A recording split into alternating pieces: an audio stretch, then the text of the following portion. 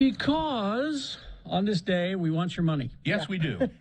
For the road home. I made an executive decision, Gina. I'm sorry. No, what? Don't. Why are you apologizing? That was great. I thought that thematically was what we were going for today. It's exactly what we're going for today. Go to x96.com right now. Just get it out of the way first thing this morning. That's the best way to do it right now. I don't think the phone number is. I don't think until 7 is when it starts. I think, yeah. So if you go to x96.com, you click on the rotating banner that says, please help Utah's homeless this holiday season. There's a giant red button that says donate now.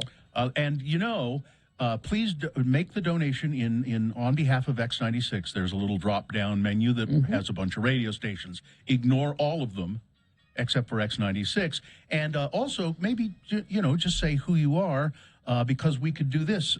We could say, hey, Jess donated $200 to Radio from Hell. Thanks for letting me listen. Now, that happened a day or two ago. Well, but since then, I see Trevor in Ogden has donated $100 for and in behalf of Radio from Hell. And that becomes $200 because the Huntsman Foundation is matching up to $1 million on our Mediathon this year. Now, I'm looking at...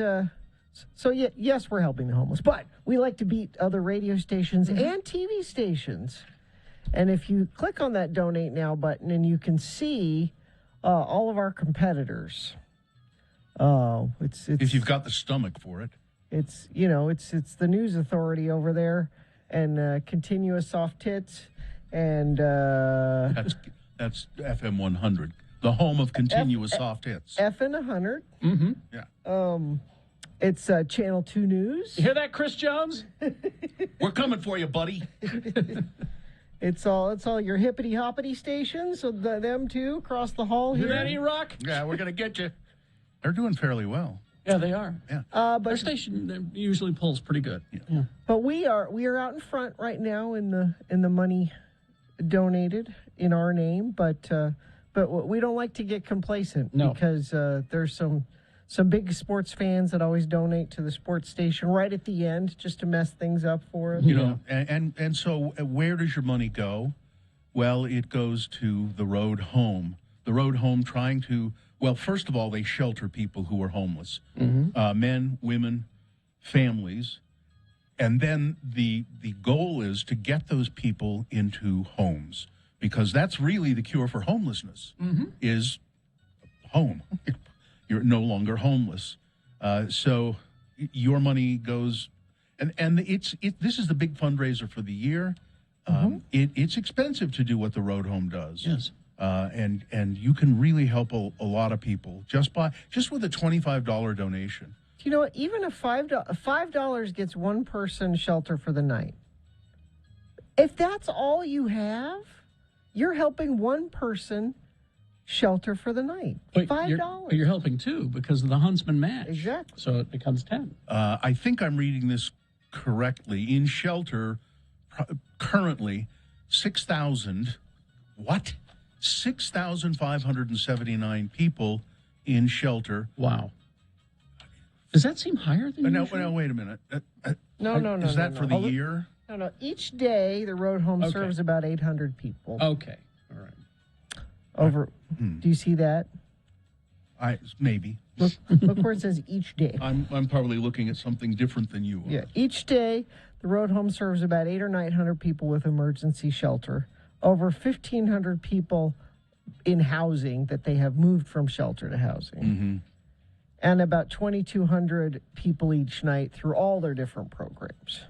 700 kids just last night. That's amazing. In shelter. Yeah, this must be a yearly figure. Yeah, that's last year. You see where it says underlined last year? Yeah. Anyway, please, it's important.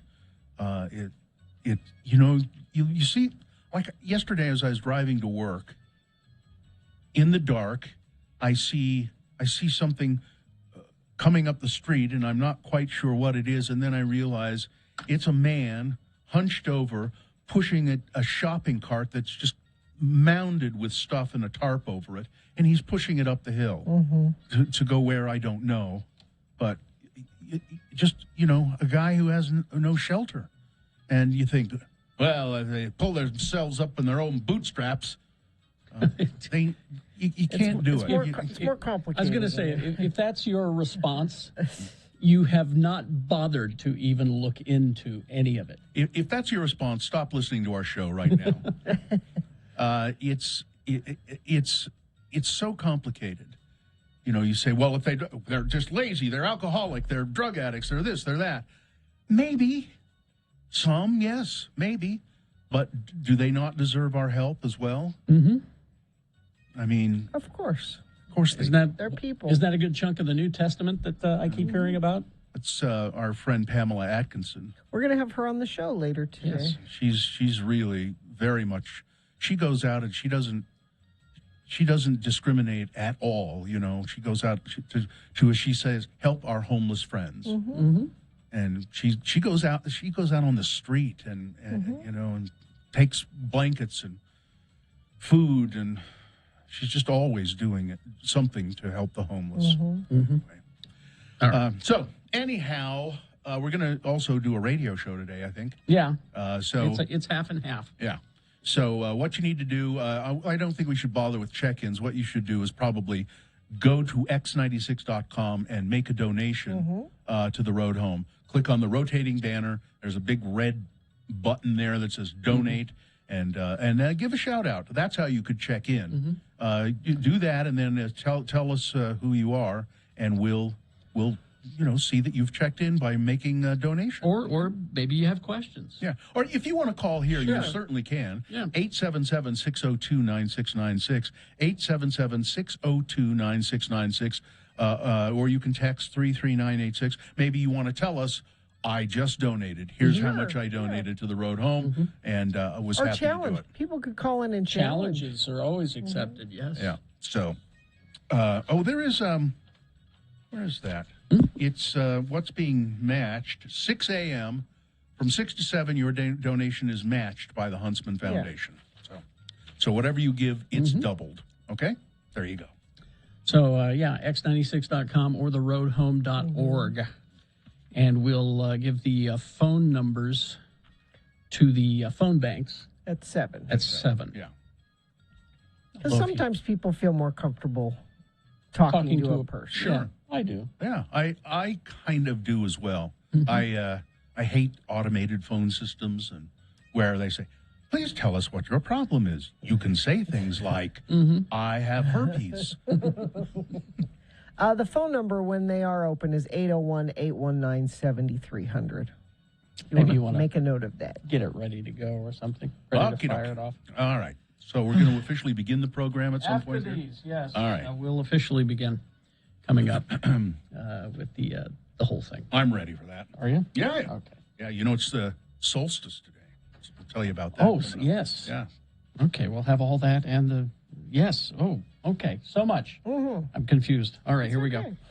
Zero res. Tell us all about it, Gina. You know every person who works at Zero Res. You're on a first name basis. Well, I am a big fan of Zero Res because they do a good job. I've had them in cleaning my carpets, of course. One of the things I like about getting my carpets cleaned this time of year with Zero Res is it dries really fast. You know, in the summer you can open the windows and help it. No, Zero Res, their patented system. Yes? Go ahead. Oh, Just waiting for you to stop. their patented system helps it dry faster because they don't use detergents that get stuck in the carpet fibers. And carpet isn't all they clean. Please, we'll let both of you talk about Zero res. Don't fight. I want to tell you, they also clean upholstery Yes. and tile, and now Zero Res will clean your air ducts, and you can get 25% off, $33 per room plus a fourth room free. Call them, 801-2880, or go to ZeroResSaltLake.com or ZeroResDavisWeber.com. And I'll just add, if you have kids, you want your air ducts cleaned. Yes. There's stuff in there. I'm telling you. The Road Home has not only provided immediate shelter,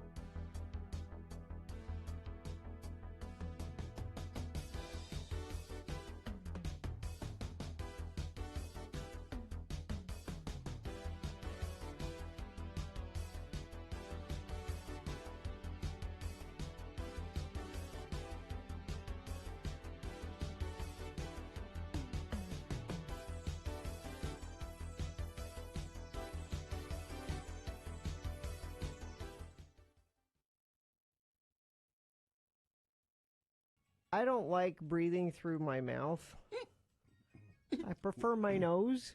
I think that's what it was designed for. Your mouth was designed for other things, and the nose is for breathing. But sometimes you have to breathe through your mouth. I can't. You know that. You can't. cannot.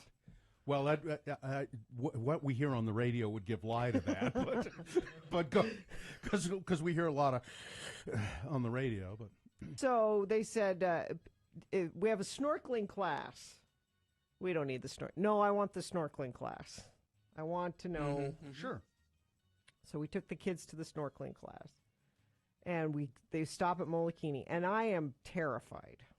I really am, because I'm not only scared of breathing through my mouth with my face underwater, but I'm scared of sharks. I am. Okay, Jaws ruined me. sure, And it's just a boat out in the middle of the water, and you're getting off the boat, and and it's deep. it's deep. You can't see the bottom. And they said, "Do you want a noodle?" Yeah, I want a noodle. Give me the noodle. To just hang on to. My kids and my husband, no noodle. No. They just jumped in the water. I took 2 noodles. When I looked around and made sure that everybody that wanted a noodle had a noodle. You weren't the only one. Right. There was an extra noodle. Yeah. Those noodles had been cooked earlier, though. Yes. And so we're out in the water, and the guy at the snorkel class said, "Don't put the mouthpiece in until you're ready. You can just put the goggles on and get used to the water and then put it in." So I'm out there just with the goggles on, hanging on to the noodle. And I'm thinking, I don't need to do any more than this. Nobody needs to know if I'm actually snorkeling or not. My kids are snorkeling, my husband's snorkeling. But then they have a underwater cameraman come out. He comes over to your group. He's like, "Get your group together and go under, and I'll take a picture under the water." So now I'm panicking. I'm like, I can't hide from my family anymore that I'm not putting my face in the water. Because camera guy wants underwater picture. And of course, you have to do that. Well, You couldn't just say to your family, "I really can't do this." no. And I didn't want Joe to know I wasn't snorkeling. Because he's off snorkeling. He's not looking at me. I'm like, okay, I can totally do this. All right. Put the mouthpiece in, stick my face in, underwater camera guy's there. And I'm like, is he done yet? Is he done yet? Is he done yet? Because you're not breathing? No. You're just holding your breath? Because even though you can breathe through the snorkel apparatus. I can't, though. Yeah, you can. But I did it. I put my face in the water for the picture, and that was it. So as far as I'm concerned, I snorkeled. No. Didn't see any fish. No, No. Didn't. Nothing. no. I floated around on the noodle. I put my face in the water. But I'm telling you, if the camera guy hadn't harassed me into putting my face in the water, I wouldn't have. Didn't see any fish. And I'm sure your I've family. seen Did you fish. see the fish? Did you see the turtles? I can Did you Google, see the Google fish You right can- now, and I know. can see them. Yes, There's I know. probably Sure, a you can. live Molokini underwater camera right now that I could find online, and I Probably. could see everything happening there right now. Right, which is way better than what you did. Which is way better than what you actually did by being I there. got in the water. Okay, fine.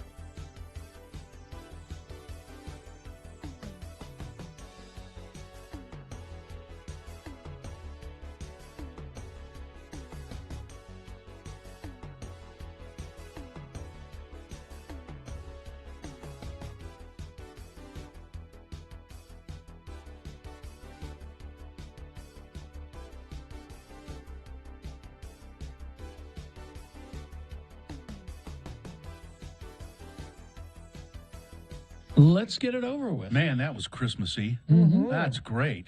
Yes, let's officially begin the show here on the first day of our Mediathon to raise money for the road home. Gina?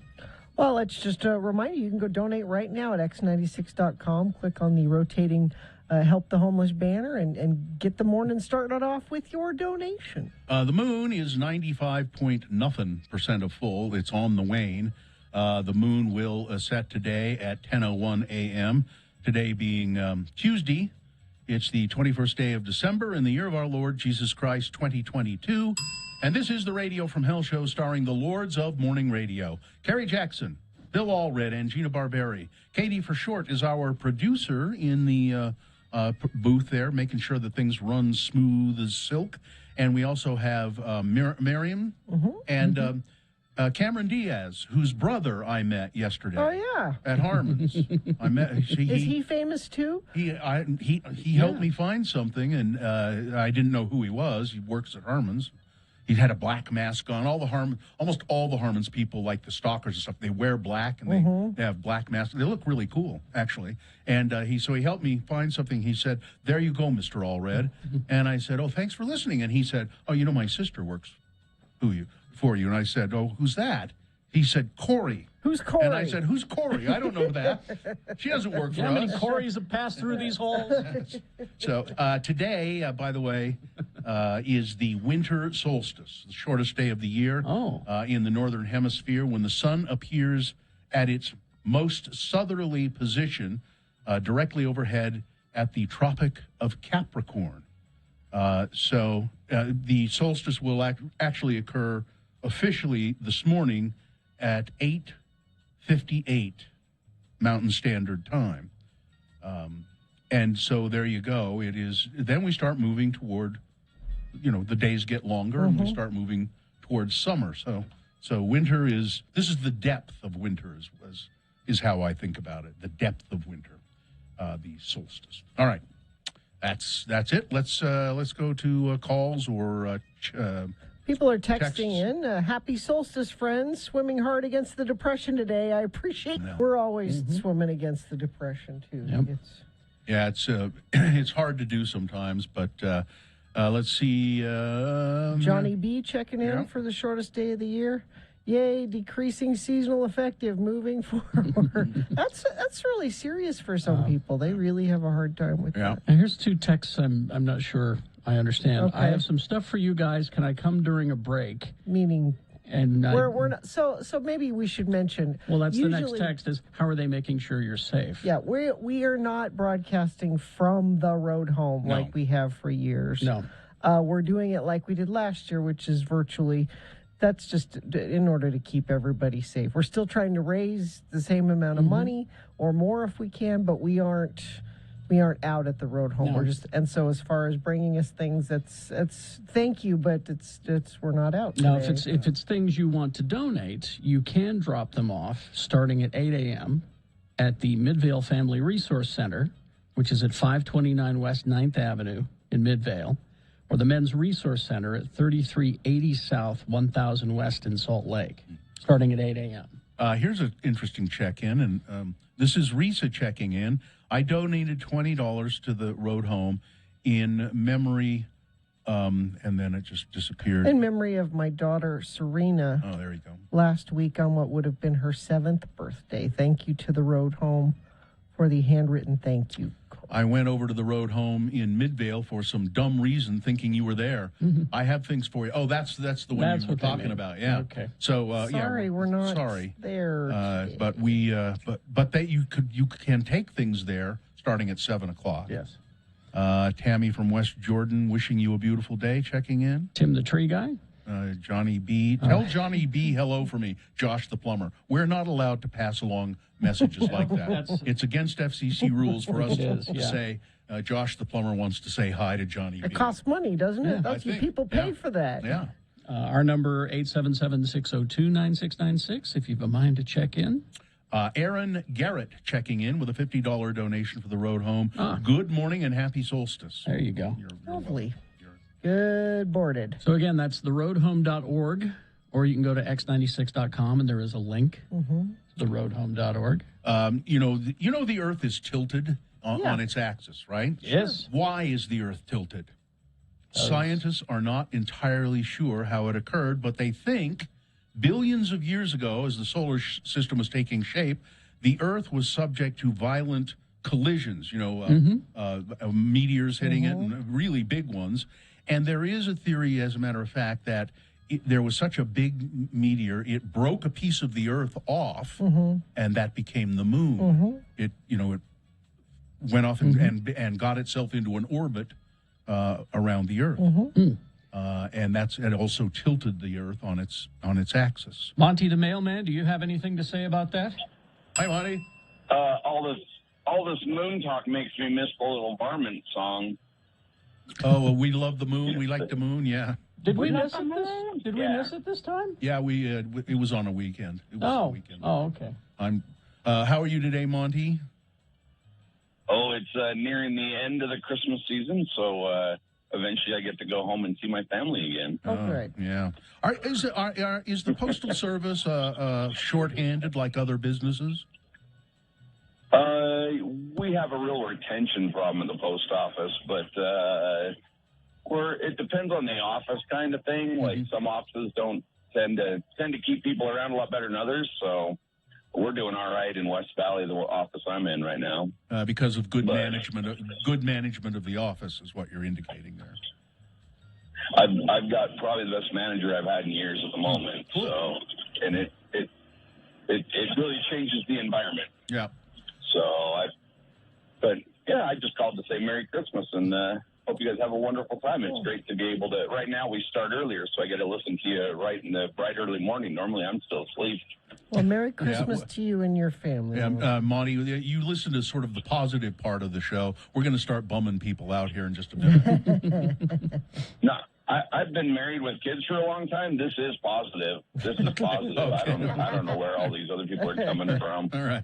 Thanks, Monty. Thanks for checking in. No problem. See ya. All right, Monty. Thank you very much. Let's see. Yeah? I'm dropping. Aaron Garrett checking in. Did we do that one? $50 donation for the road home. Can you take donations via Venmo? No. That's not set up as far as I know, but it's if you hit the donate button, it just shows you how to. If you have a credit card, that's how you do it.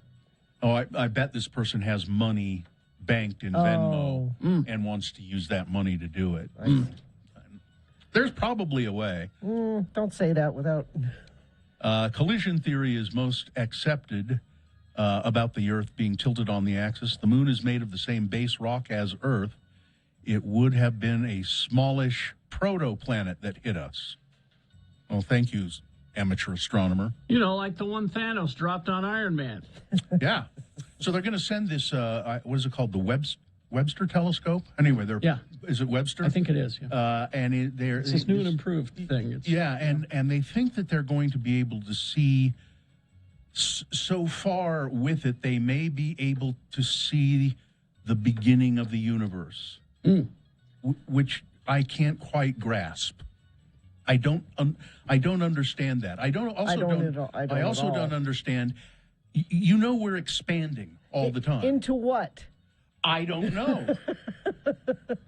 That's my question for the expanding thing. If you're expanding, you have to expand into something. Well, the universe is all expanding. Thank you, Brianna I'm donated $100. Jonathan, $50, right from his bootstraps. It says. Oh, there you go. It's the James Webb telescope. Webb, not Webster. Yeah. We were close. Yeah.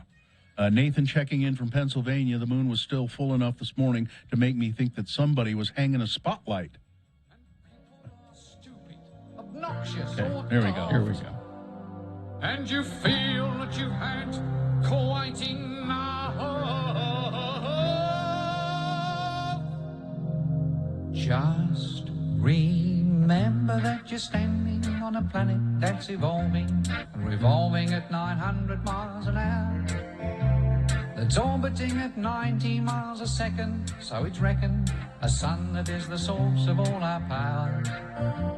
The sun and you and me and all the stars that we can see are moving at 1,000,000 miles a day.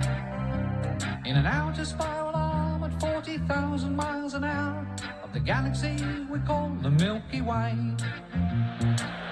All my science comes from songs like this. It's great. Or they might be giants. Or they might be giants, or schoolhouse rock. Yeah. You know. Our galaxy itself contains 100 billion stars. It's 100,000 light years side to side. It bulges in the middle, 16,000 light years thick, but out by us it's just 3,000 light years wide. We're 30,000 light years from galactic central point. We go round every 200 million years. And our galaxy is only one of millions of billions in this amazing and expanding universe. Are you learning something? Yeah. You getting there? There Okay. are other galaxies Yes. made up of billions of stars. Mhm. It's incomprehensible. And it keeps expanding yeah.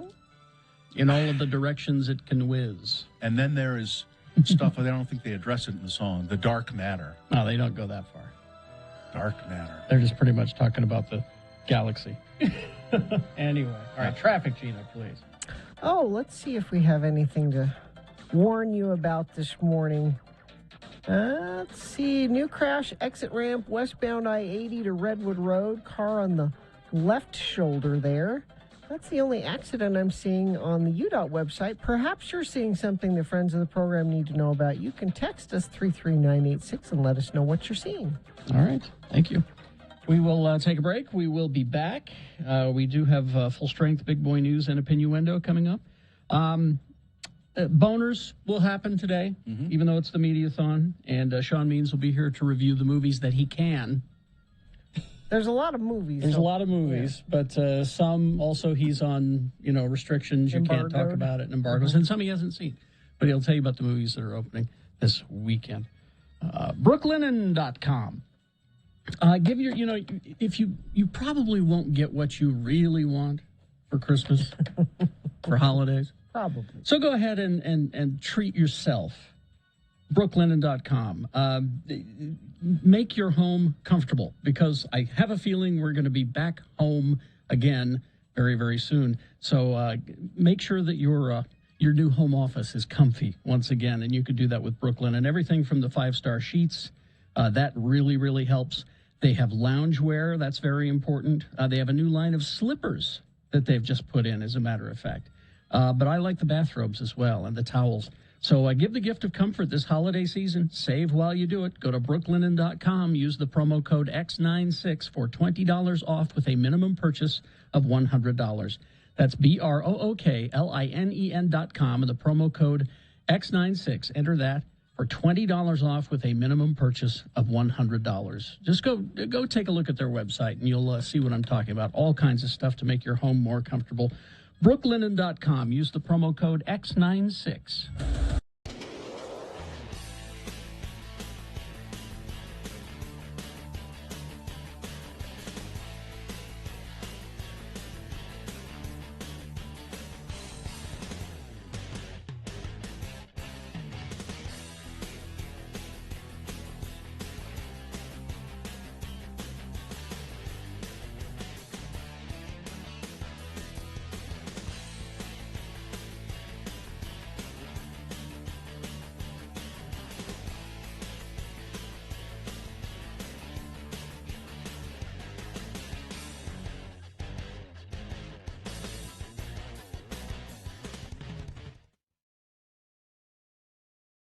Rod Stewart.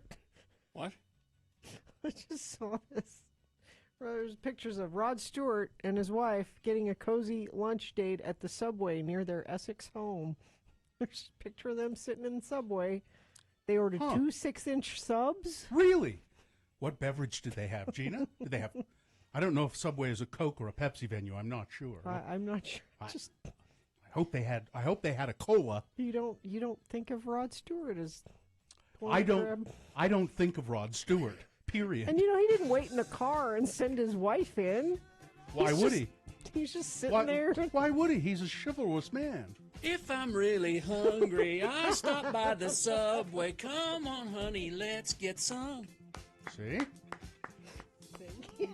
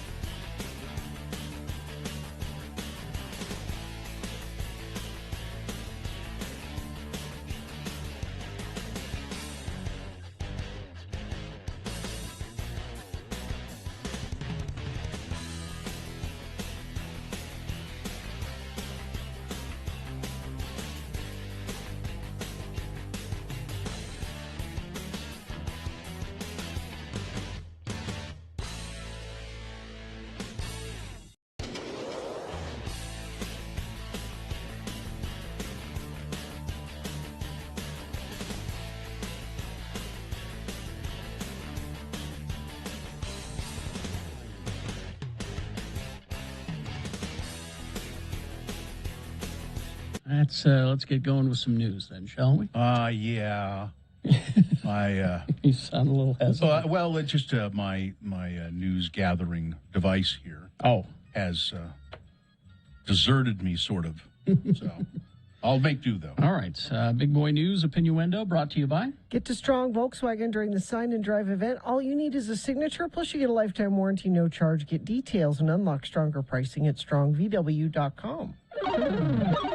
Well, Chris Knopf, Yes. Mr. Big in the whatchamacallit. Sex and the City show.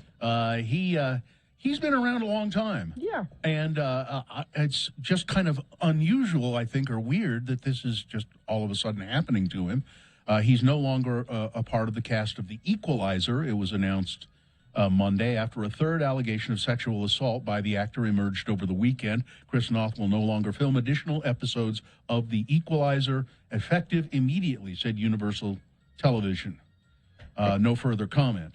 And so these are the women that are accusing him of sexual misconduct, and he's saying they were consensual.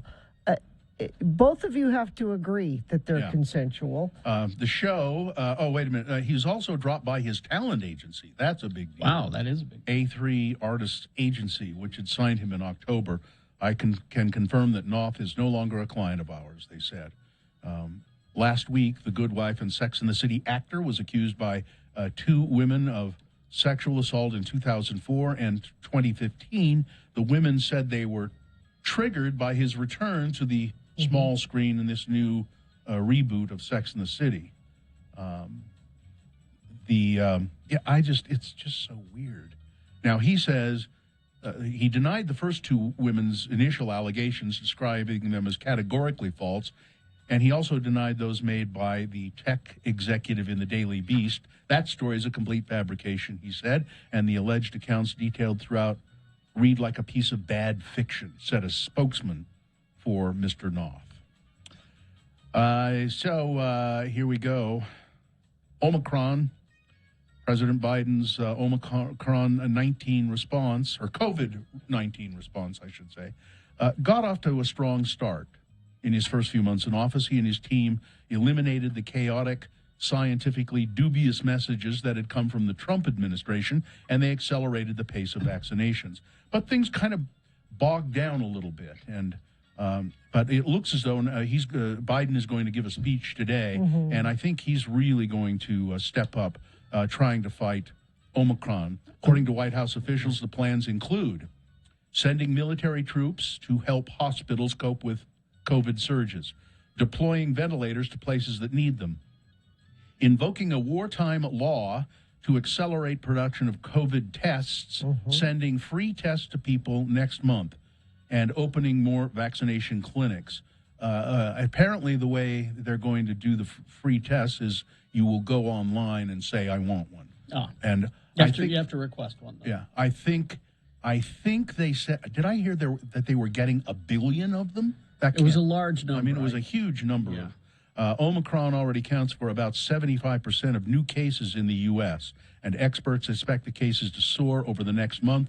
The vast majority will be mild because the vast majority of Americans have some degree of immune protection. That's interesting. This is the New York Times, so I'll take that for what it's worth. And because childhood COVID is almost always mild, although some children have died from COVID. But Omicron may cause such a large increase in cases that it will overwhelm hospitals. The thing. Yeah. Don't focus on the fact that it's mild. Yeah. Our hospitals are already full. Yeah. So if there's a surge, it's kind of like the universe expanding into what? The hospitals can't expand anymore. I mean, and here's the thing. Don't get a heart attack or a car accident. Because there are beds filled with COVID patients. There's no place for you. Well, that's not fair. Move them out. The Utah Department of Health on Monday reported 2,522 Utahns tested positive for COVID over the weekend. 13 more people in the state have died from the coronavirus. That's why our leaders are not leading. They're, along with 26 other states, They're asking the U.S. Supreme Court to rule on a federal occupational safety rule that mandates COVID-19 vaccines or testing for private businesses. So that's how that's what we here in Utah sort of think as leadership. I guess Their energy is being placed into that. The filing was anticipated after the 6th U.S. Circuit Court of Appeals allowed the vaccination requirement to go forward. Utah Attorney General Sean Reyes has vowed an appeal on behalf of the state of Utah.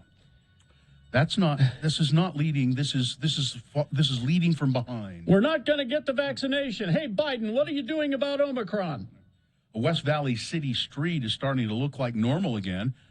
A sinkhole took out a huge chunk of the road on Sunday afternoon. It was big enough that it could have caused a crash. Apparently, it was big enough that 2 cars could have gone into it.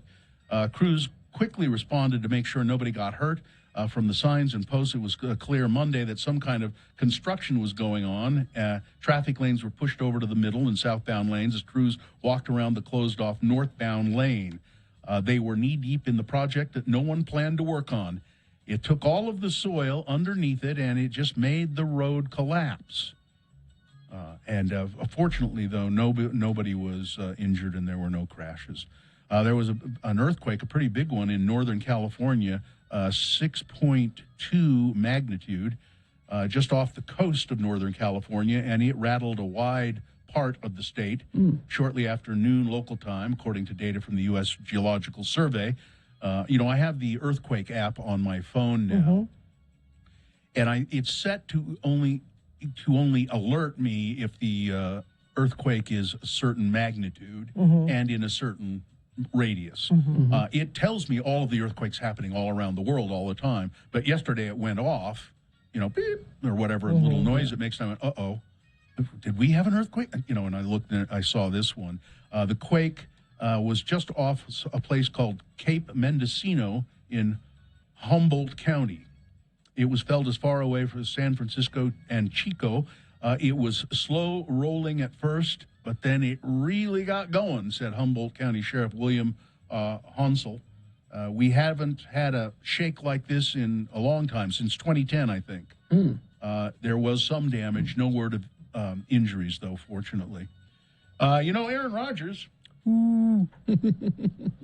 Well, yeah, I guess. I mean, what? Sure. You guess? He's a hell of a football player, though. But he and Shailene Woodley, they're together. They have a non-traditional relationship, though, apparently. It says that... never mind. I don't care. I was going to say, I'm surprised you went that far. I don't care. I made the mistake of reading that this morning.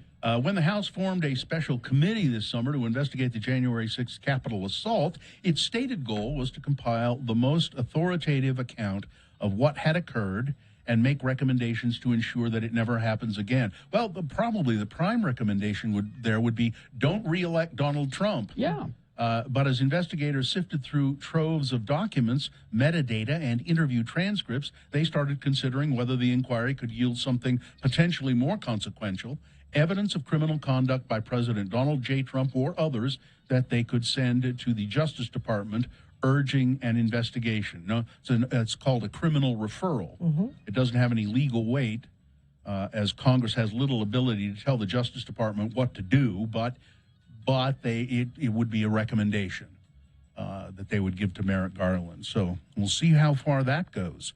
Joe Manchin, Dino Joe Manchin, Democrat in name only.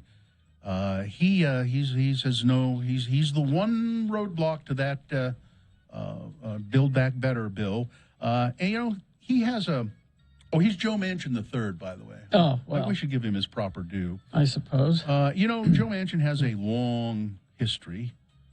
He's a coal miner, or he owns coal mines, and he has a long history of kowtowing to coal miners and coal companies and blocking anything that has anything to do with climate change because of coal. He killed a provision in Barack Obama's climate change legislation. He was opposed to that. He gets a lot of money from Manchin's interest lie held between $500,000 and $1 million last year. Well, yachts are expensive. According Bill. to his most recent disclosure, the company Energy Systems, valued at $1 million and $5 million, delivered the senator $492,000 in dividends. But that's the company that he owns. But then there are the lobbyists who give Joe Manchin money. Yep. Lobbyists from various coal mining. And, That's money well spent. Those lobbyists are happy. Apparently. seems to be working. Queen Elizabeth II will not go to Sandringham for Christmas.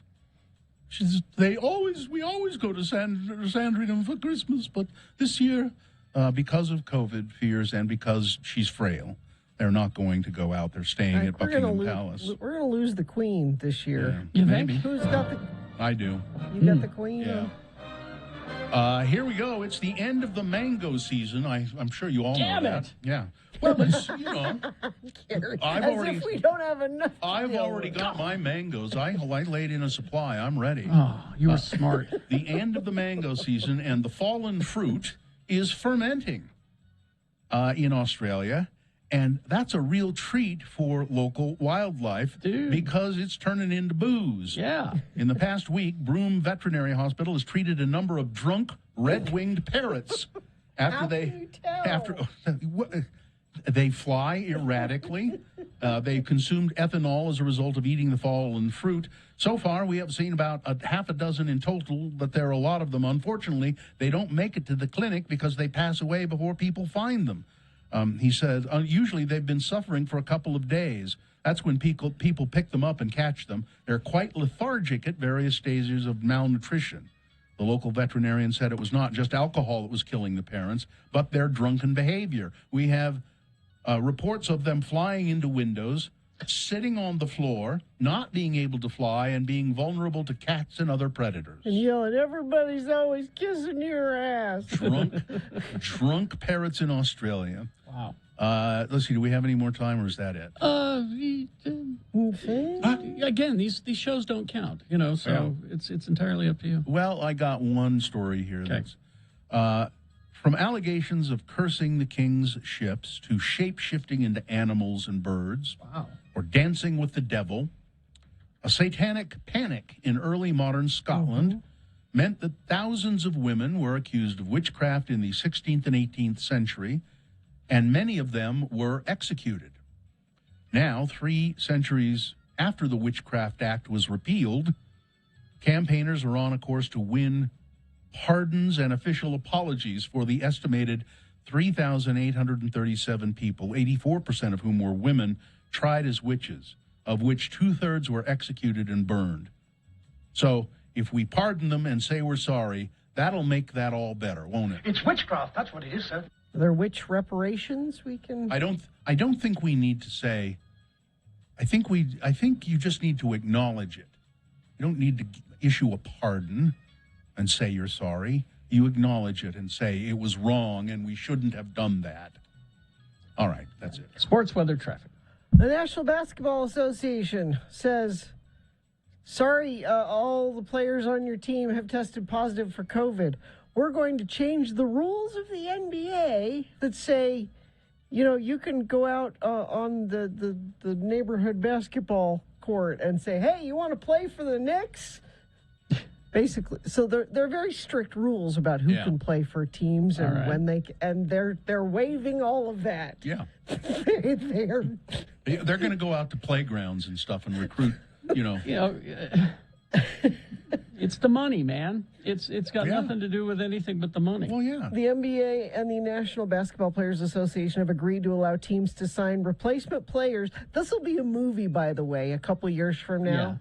Yeah. Well, about so A League of Their Own, the baseball movie. Mm-hmm. That was a movie about all the men are at war, so women are playing baseball. Yeah. And we're going to pay attention to that. So there will be a movie a couple of years from now about the replacement NBA players during COVID when all the stars got sick. Well, gee, I hope so. And it'll star Keanu Reeves with I don't know. He'll be the coach. Yeah. Let's see, the Jazz. It was touch and go there for a bit. They had some bad turnovers and bad decisions, but ended up pulling out a win anyway against the Hornets last night, 112-102. think they play again Thursday is their next game. Let's see, Monday Night Football, the Minnesota Vikings over the Bears, 17-9. Weather, so we've got that gross air again, I'm afraid. We've got patchy fog this morning and then haze later on in the day, which will be a reminder that you need to reduce your driving if you can. I know you have your last-minute Christmas things you need to do, last-minute items at the road home you need to drop off, that kind of thing. Just be thoughtful before you leave the house about how you can get all of that done with the least amount of driving possible. It's 24 right now, and we'll get up to 39 for a high today. Let's see, traffic. Let me refresh this, give you the most up-to-date information possible. We've got crash northbound I-15 at 24th Street exit ramp. This is up to Ogden. Cars are on the right shoulder there. And a crash at the exit ramp westbound I-80 to Redwood Road. Cars on the left shoulder there. And what are you seeing out on the roads? You can text us 33986 if you see anything. It's the biggest deals of the year at Tim Dowley. Get the vehicle you want right now at Tim Dowley with over 1,200 used vehicles to choose from, all makes and models. All right. Thank you very much. Don't forget, it's the Mediathon, theroadhome.org. You can donate right now. Apparently, there was a significant jump in the past Yes, hour, there was. in donations, cool. which was terrific. Thank you so much. Theroadhome.org or x96.com, whichever you prefer. They're both secure links. And whatever you donate will be matched this hour double from Huntsman, the Huntsman Foundation. Huntsman Foundation. So if you donate $10, it magically becomes $20. So take advantage of that match and donate online. And make sure that you give us credit, because you're listening to us. There are other radio stations listed there, but you don't want to have anything to do with them. Go to x96.com, click on the rotating banner that says Help the Homeless. Big red donate button. That's where you do it. Get you donating. We've got quite a few interviews of people who are helping the road home. I can tell you where your money goes, who it's helping, how it's helping. Friends of the program who own businesses who are, have been helping for years. We'll talk about all of that coming up. And by the way, we're in studio. We're in the Broadway Media Tower. We're not out at the road home this morning. So if you were there, I know there's a lot of friends of the program that's kind of their Christmas tradition. They come see us. We have people we see every year. And hopefully next year we'll be back in person. But this year we're in the studio. One can hope. If you would like to donate items, you can drop them off at the Midvale Family Resource Center. It's in Midvale at 529 West 9th Avenue. They'll start taking donations at 8 a.m. Till 7 p.m. tonight. And then the Men's Resource Center in South Salt Lake at 3380 South 1000 West. From 8 a.m. to 7 p.m. And of course, they need your, the coats and socks and gloves and hats and boots, those kind of things. Take things specifically for men to the men's resource, and then there's a women's shelter as well. Take things for women to that one. There's the Family Resource Center and the Men's Resource Center. So, every little bit helps, and it is that time of year to help out. And we're happy that you are helping out with our yearly Begathon. Our friends of the program always come through. They always do, and thank you so much. All right, we'll continue the Mediathon after these, and, we'll do radio show as well. We got Boners, Round 1, Big Boy News, all of that coming up. Sean Means reviewing movies. Stand by. KXRK Provo.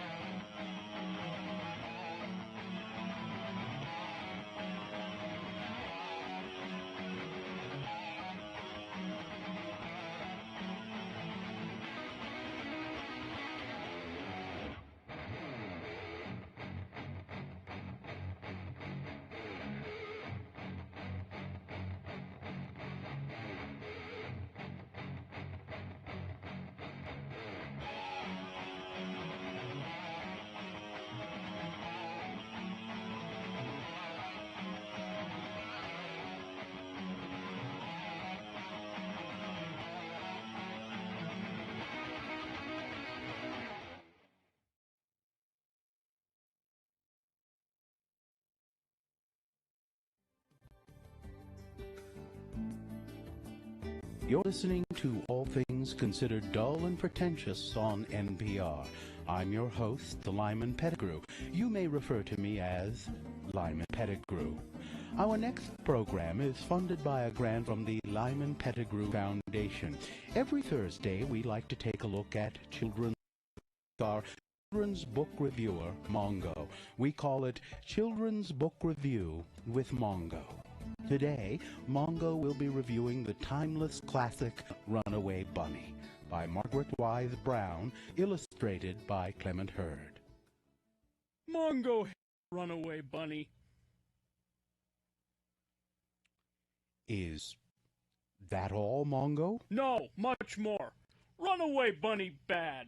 Make Mama Bunny chase after him. Bad Bunny. If Mongo run away from Mama, Mama bonk Mongo on the head. Bad Mongo. Bonk bonk. Mongo also hate Runaway Bunny because no color pictures on pages. Mongo like pretty pictures. Mongo hate words.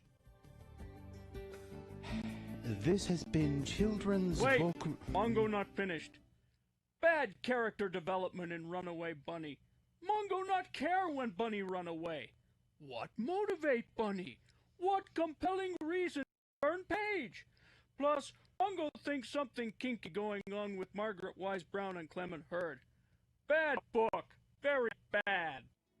Now this has been Children's Book Review with Mongo. Coming up next, we look at the explosion of goat cheese making in America's heartland, and later on we take a very, very quiet look at the exciting NBA playoffs on All Things Dull and Pretentious on NPR. But first, this news from parts of the world you've never heard of.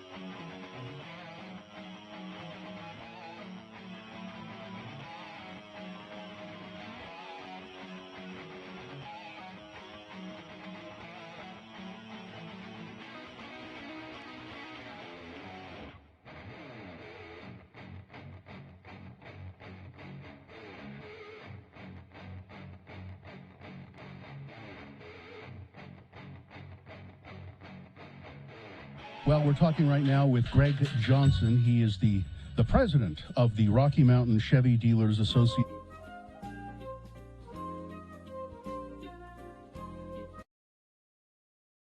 By the way, Greg, which Rocky Mountain Chevy dealer are you? I'm actually at Larry Miller Chevrolet here in Murray. Oh, okay, yeah, that's a great store. Now, Greg, Rocky Mountain Chevy Dealers, first of all, we just want to say thank you. Because some years ago when we came up with the idea of doing this Road to the Road Home and collecting things for people who are in need, for homeless people who are in need, we thought, well, what are we going to do exactly? Well, we need some location where we can have people come and drop stuff off. And I think the Rocky Mountain Chevy Dealers, you guys jumped on it right away. Yeah, we did. This is our 9th year, and I think the entire Chevy family of customers and employees, man, we look forward to doing it every year, and the community's been unbelievably supportive. Yeah, and every dealership we go to, now we've been at 3. We were down in Spanish Fork at, let me get it, I got it right here. It's Spanish Fork, it's, what's his name? That would be Mike Smith and the crew. Yes. And then last week we were at Riverton, Chevrolet, and then I just drove back down from Ogden. So we're recording this. This is not live. We're recording it. I just drove down from Watson Chevrolet in Ogden, and they're a great crew up there. They really are. Now, so why do you think this is so important to do this, to help out like this, Mr. Johnson? Well, people in all walks of life, they're facing real challenges, whether it's sickness or loss of family or friends or loss of jobs, homelessness, and they just need a bit of a helping hand, and this is our opportunity as car dealers to help them out. Yeah, and they gather. Oh, you guys gather all kinds of stuff. I mean, up in Ogden, you should have seen it. That Silverado. I think he said it was a 1979 Silverado or something. It was just overflowing with coats and shoes and blankets and all the things that the homeless people need, especially in the winter. Really, the Ogden folks turned out, and the Spanish Fork folks did too. Now, all of that stuff that's been collected and all the Rocky Mountain Chevy dealers, that's going to be taken in a kind of a caravan to the road home. When does that happen? That'll happen on the 21st, and every year we've just got a caravan of Silverado trucks delivering toys and pillows and blankets and coats and gloves. They'll be lined up all the way down the street. Yeah, and it's really great, too, because, I mean, on any given night there are like 1,900 people experiencing homelessness in Utah. The road home shelter is 750 individuals and families. There are children there, as you know, and I think this is really a special time of the year, and it's really a help to those people. And we just can't thank you guys enough. It's incredible what you do.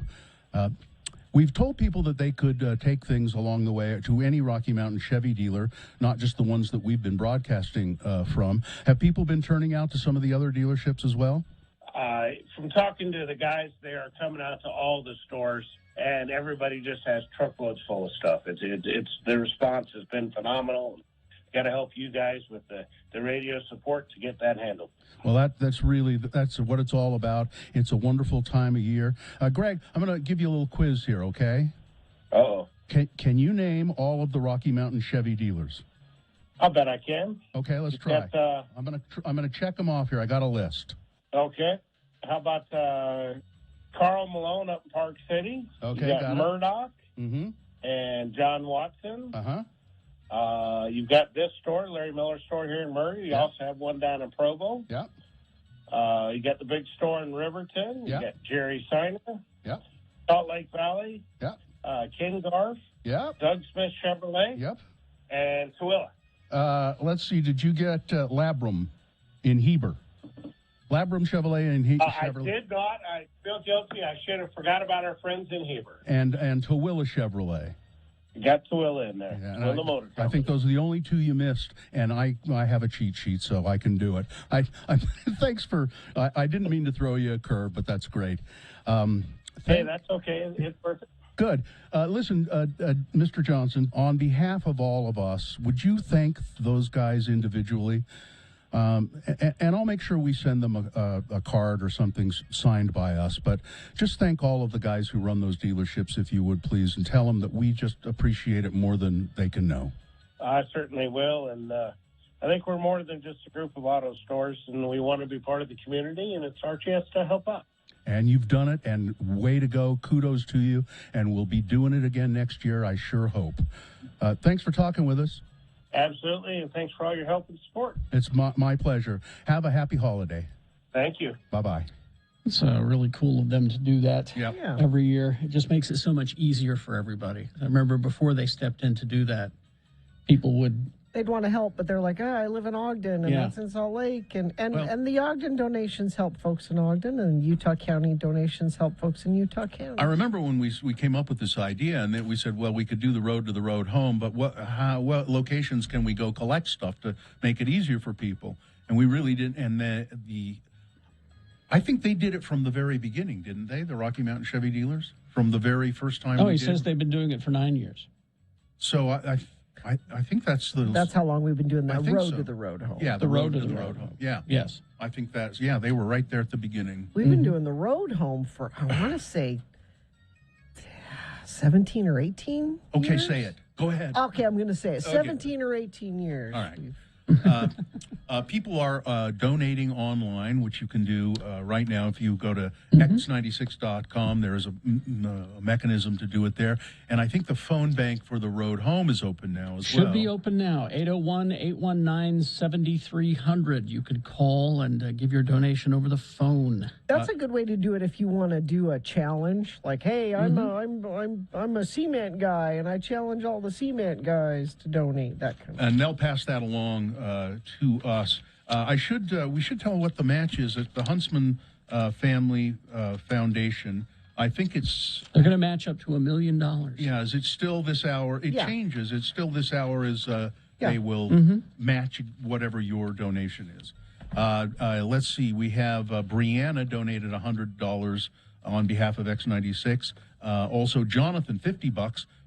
He found that in his bootstraps, he says, and he donated on behalf of X96. So thank you guys for doing that. So theroadhome.org is the website, or you can do it at x96.com. The phone number, 801-819-7300.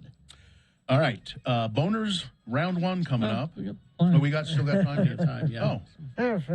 Well, I don't know. Someone suggested that I have crowd milling about sound effects behind us. Oh, so it sounds like So we're it sounds like we're at the home? road home. No, that's tricking. Well, no, and that it would just confuse people. Exactly. Because we're not there, we're here. And but... if we know anything about our audience, we know that they're easily confused. and as much as I love doing these road home broadcasts on location because we get to see people, what I don't miss is the yelling other radio stations. So usually how it's set up, there's like, I don't know, 5, 6, 7 radio stations, and they're all at tables, and we're all in the same room. Mm-hmm. And we all have microphones. We have. You don't have to speak loudly in order for the microphone to pick up your voice, but some other radio stations don't. Maybe they have cheap equipment. I don't know. They feel like they have to yell. I'm going to name names. I love this guy. I really do like him a lot. He's really a nice guy, but if we've had the misfortune to be stationed right across from David James from Channel 2, who yells sports. Well, you remember he used to come in on our show and yell sports at us. Yeah, I mean, I enjoyed it. He's a great guy. He's a good guy, yeah. But when you're trying to do something and he's yelling, I don't know though. I kind of miss the chaos of it.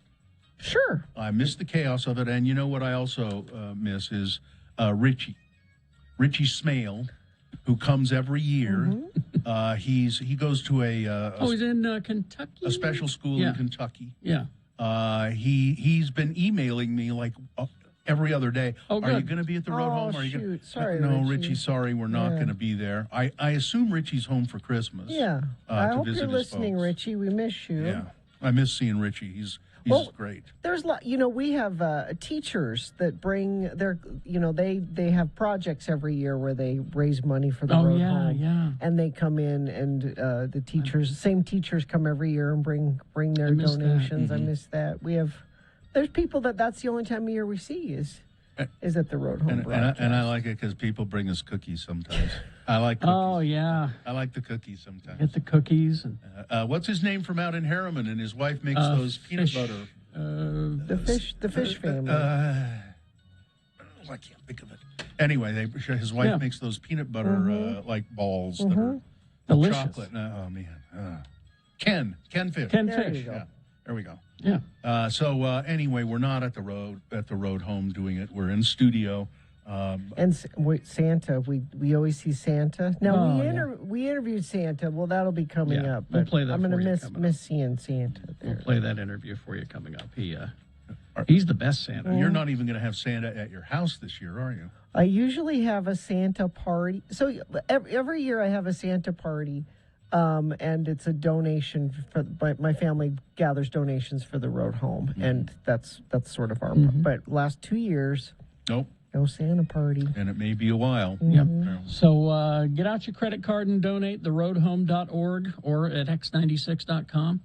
Just be sure to click on the X96 logo when you make the donations. Or when you call in, tell them 801-819-7300. You're donating on behalf of X96 or Radio from Hell, whichever you prefer. Yeah, and if you give them your name and stuff, there's a mechanism here where we can see your shout-outs and that. So, All right. Traffic. Let's see if we've got issues you're dealing with this morning. Perhaps you are having issues and you want to share them with friends of the program. You can text us 33986. That's where you send in your traffic alerts and other alerts. A text line is open for you, whatever you want to use it for. Just make sure it's safe for you to text when you do that. Prepping for the holidays, Zero Res can help clean up before and after festivities, keeping your carpets clean well into 2022. Give them a jingle, it says right here, Bill. Give them a jingle by calling or booking online, ZeroResSaltLake.com, or if you're up north, it's ZeroResDavisWeber.com. you know, you could just say, give them a call. They want you to give them a jingle. It says it right here. Well, it's that magical time of year again, Bill. It's jingle. All right. All right, boners round one coming up. Now, here are the candidates you will be considering. Number one, I gave him just enough to shut him up. Boner candidate number two, what the? Well, how did that get there? And boner candidate number three, Burgess Owens. Now, there's a real man. Yeah. Oh, Jesus. All right. We got boners round one, big boy news, all coming up after these. Stand by. UtahAdvocates.com. The advocates, if you have been in an accident, car or otherwise, slip and fall accidents are very common this time of year. And they may be caused by the negligence of a property owner or has not kept their walks clean or the steps to their house, and you fall and you get hurt, and then you think, oh, I don't want to sue. Maybe it's my friend, or I don't. You're not doing them harm. You're getting money from the insurance company. That's what insurance companies are for, but you don't know how to navigate that system. The advocates do. Get them involved as soon as possible so you're not arguing with insurance companies. Let the advocates do it. And this is all at no cost to you. They only take some money if they take your case and get you a settlement at the advocate. So call them if you've been in an accident, 801-355-5550, 24 hours a day, 7 days a week, or also you can go online, UtahAdvocates.com.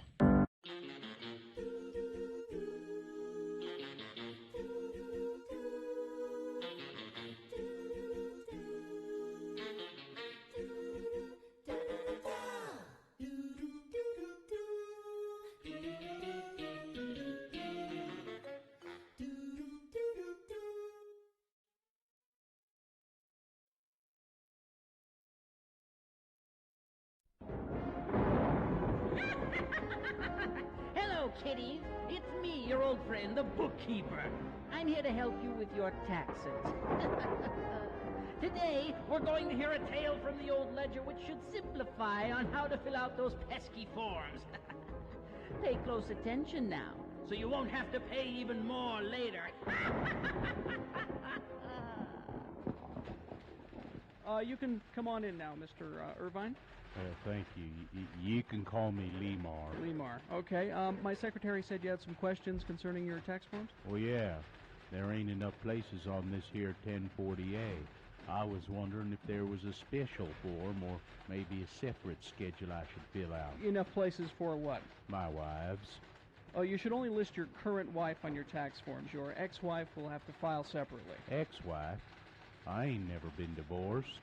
You have more than one wife. That's what I'm trying to tell you. Ah. There ain't no place on this here farm to list all my wives.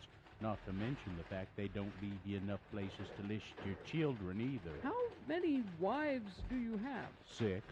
But the 2 youngest haven't turned 18 yet, so I figure I'll list them as dependents. Oh my.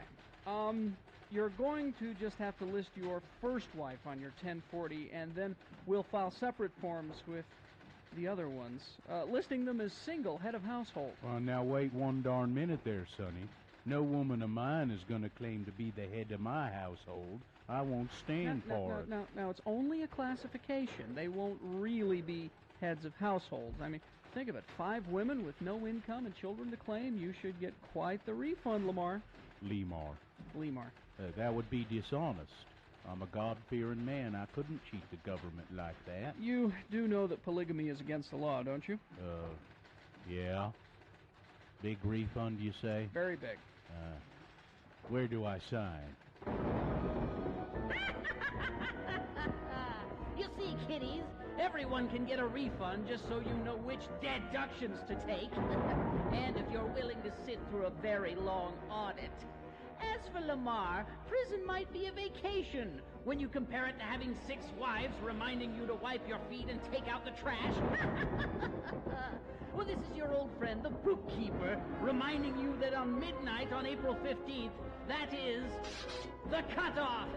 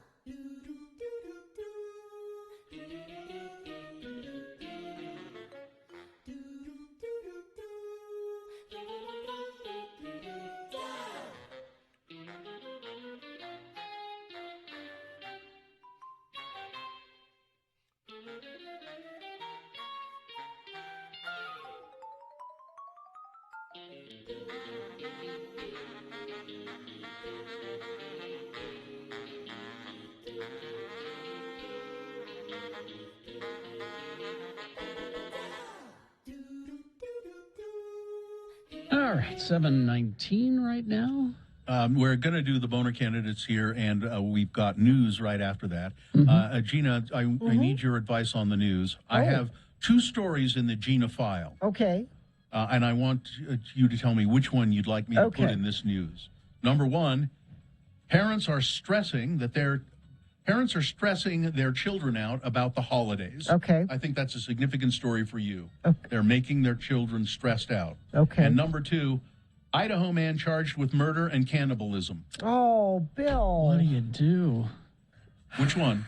Well, I'll do both of them eventually. It's that magical time of year. I feel So like cannibalism. Yeah, That's so cannibalism, right? sure. Yes, Sure. cannibal. Okay. We'll do cannibal. Okay. All Let right, so me put that. that'll be in this newscast. Yes. Choose your news. But it is now time for round 1 of your boner voting. 3 news stories. These are examples of bad, stupid, or funny human behavior. You will decide with your votes of these 3 candidates which one is the worst, which one deserves to go forward to boner fight, and possibly become boner of the day. Possibly because, well, this is just round 1. Round 2 happens at 8:20. We'll do this again with 3 more candidates. We'll get another winner there, and we'll take both winners and put them against each other, and you'll vote for boner of the day at 9:20 this morning. That's when boner fight happens. So right now, this is round 1. Send one of these 3 candidates forward. 2 candidates presented now, a third after the news. Once you've heard all 3, you will vote, and one of you lucky random boner voters will receive. I can't buy it, gotta win it. Radio from Hell boner t-shirt. All right, here's boner candidate number 1. I gave him just enough to shut him up. Well, Jacksonville, Florida. Jacksonville. What? There you go. Jacksonville. Not my Florida. son. Well, it's a woman. Oh, okay. So it might be his wife, your son's wife. Jacksonville, Florida woman, according to arrest report from the sheriff's office. By the way, it isn't your son's wife. It's 54-year-old Alvis Parrish. Alvis, huh? Yes, her name is Alvis. Now, mugshot at x96.com/live. She looks older than 54. she's got a droopy face. That's a hard living. That's a right there. Jacksonville 54. So anyway, what she did, Ms. Parrish did, was put a drug named Seroquel in her boyfriend's lemonade. When deputies arrived, they say the victim was extremely lethargic, and they say Parrish confessed to putting something in his drink. Quote, I gave him just enough to shut him up, and then I called y'all so he wouldn't die. So he wouldn't. Deputy said she yelled, do whatever you want. If you don't take me, I will kill him. As they put her in handcuffs and escorted her to their vehicle. Wow. She faces charges of poisoning food or water with the intent to kill or injure. It would have just been so much easier to get up and leave the room. Boner candidate number 1, I gave him just enough to shut him up.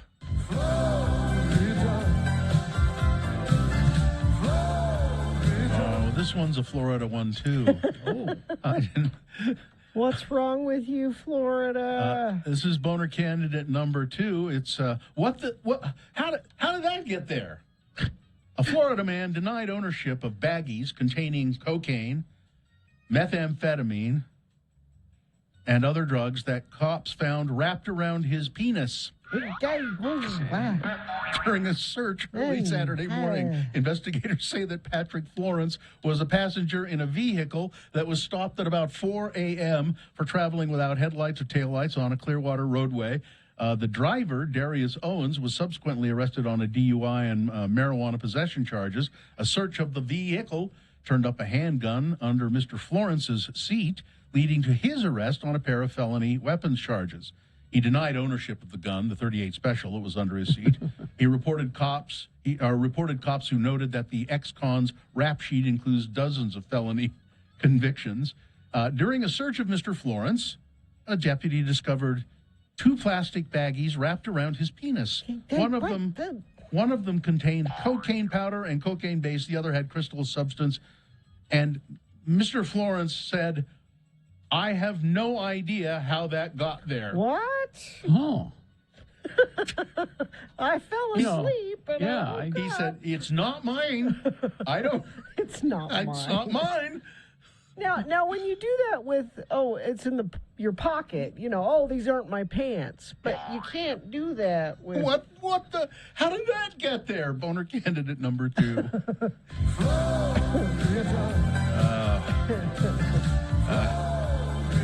Coming up, number 3, Burgess Owens. Now, there's a real man. Yeah.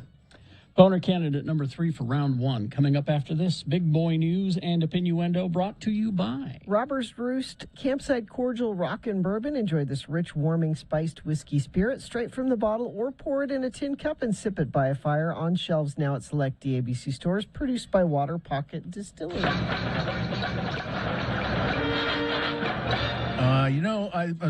This story here is cut off or something because it doesn't say when this is going to happen. But Warner Brothers dropped the first trailer for the upcoming Harry Potter 20th anniversary Return to Hogwarts reunion special, and it's every bit as magical as fans might have hoped it would be. The long-awaited reunion special that will see Daniel Radcliffe, Rupert Grint, Emma Watson, and all their beloved co-stars return to celebrate 2 decades of that fantasy franchise. I watched a little bit of it, and I'm sorry, it's cut off here, and it doesn't say exactly when the special is. Now, was not a fan, particularly of Harry Potter. I watched a couple of the movies, and I read a couple of the books, but I watched a little bit of this, and it just looked, I watched it with the sound off, and it looked very charming and very nice. And those are really interesting people. Sure. So I think that'll be a very nice thing for you fans, Katie, of Harry Potter. You know when that's on, that show, Katie? We could look it up. Mariah Carey. The 1st?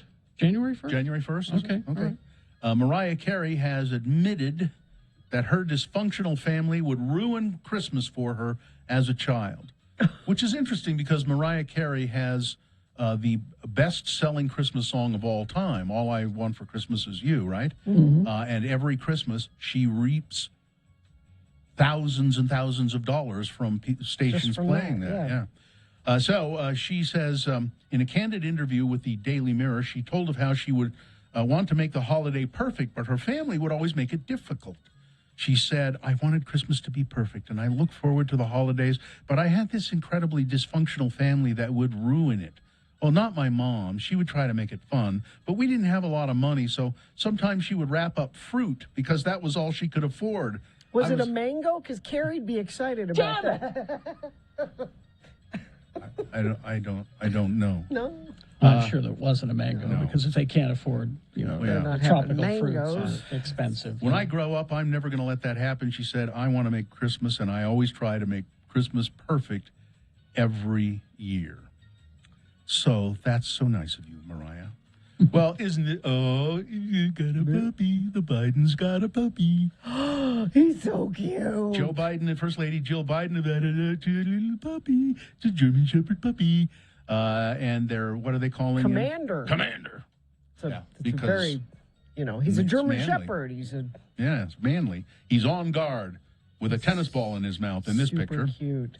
So people are asking. I'll just say, just for you Trump people that love Trump and your dog people, Trump doesn't like pets. No. Just saying. Now,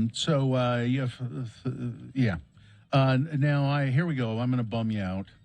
The new highly transmissible Omicron variant of COVID-19 may very well become the dominant strain of the virus in Utah, maybe even the entire country. Didn't I hear this morning that it's 75% of the cases now? Yeah, and it jumped up from week to week, from 20% to 70%. It was some really rapid jump in a week. The relative proportion of Omicron to Delta has been doubling every 2 to 3 days, said Dr. Brandon Webb, an infectious disease physician at Intermountain Healthcare. That's consistent with what doctors currently know about Omicron. It means Omicron is more efficient at causing infections, and it's able to outcompete Delta. We have fairly accurate projections now that by the first of the year, Omicron will be the dominant variant throughout the United States and Utah as well. I know some of you think that, if Utah is so, there's the Utah way, and somehow it won't happen here, but it will. There are still only 7 confirmed cases of Omicron variant in Utah at the present time. That man who was accused of kidnapping and raping and holding the Snow College student against her will for several days in his basement. Well, he had a lot of warrants out for his arrest issued in 2018, according to documents obtained by Fox News. Brent Brown failed to appear before a judge in a witness tampering case in Box Elder County, and he had 2 more warrants were issued for his arrest, in one for failure to appear on a traffic citation, and that's in Cache County, and one for an unknown charge in Wasatch County in 2020. Mr. Brown, who lives in Loa, Utah, or did, is now facing various charges after kidnapping and assaulting that 19-year-old young woman. All right, Gina, here's your story. Okay. Here we go. A Northern Idaho man faces serious charges after investigators say they found a dead man's body parts in a microwave oven. The Bonner County Sheriff's Office began investigating James David Russell on September 10th after finding the body of David Flaggett in a rural area near Clark Fork, Idaho. Mr. Russell is charged with felony first-degree murder and felony cannibalism. Microwaving is not the way to... Witnesses saw the body of Mr. Flaggett, the caretaker of his family's property, in a truck and suspected that Mr. Russell had killed him, according to charging documents. When deputies arrived, they found Mr. Russell wearing gloves. He ran into a building where a brief standoff ended with deputies taking him into custody. Deputies went to Mr. Flaggett's truck, where they found the body positioned awkwardly in the passenger seat. In a probable cause affidavit, deputies noticed duct tape bound around Flaggett's wrists, and a section of his thigh and other body parts were cut off and missing and appeared to have been removed after his death. The following day, they went to Mr. Russell's home and found tissue inside of his microwave oven and bowl, and they were consistent with Mr. Flaggett's missing flesh. Witnesses reported on the day of the Flaggett's killing that Russell was acting agitated. Once in custody, he appeared not to understand his rights and made an unsolicited comment about property being private. "We don't like non-family on it," he said. Okay. He's a loon. Yeah. I think there's no doubt about that. Well, you know, I'm worried about being bored, having to be so isolated. I don't ever go anywhere anymore. Yeah. But I'm going to make an exception. Where are you going? Well, there are 9 different ice fishing tournaments coming to Utah this winter. 9? So I think I'm going to enter one of these ice fishing tournaments. We have thick enough ice somewhere? No, I don't think we do. Well, listen, wouldn't you like to be a part of the Monster Cisco Disco and tournament? The Rockport Ice Fishing Tournament?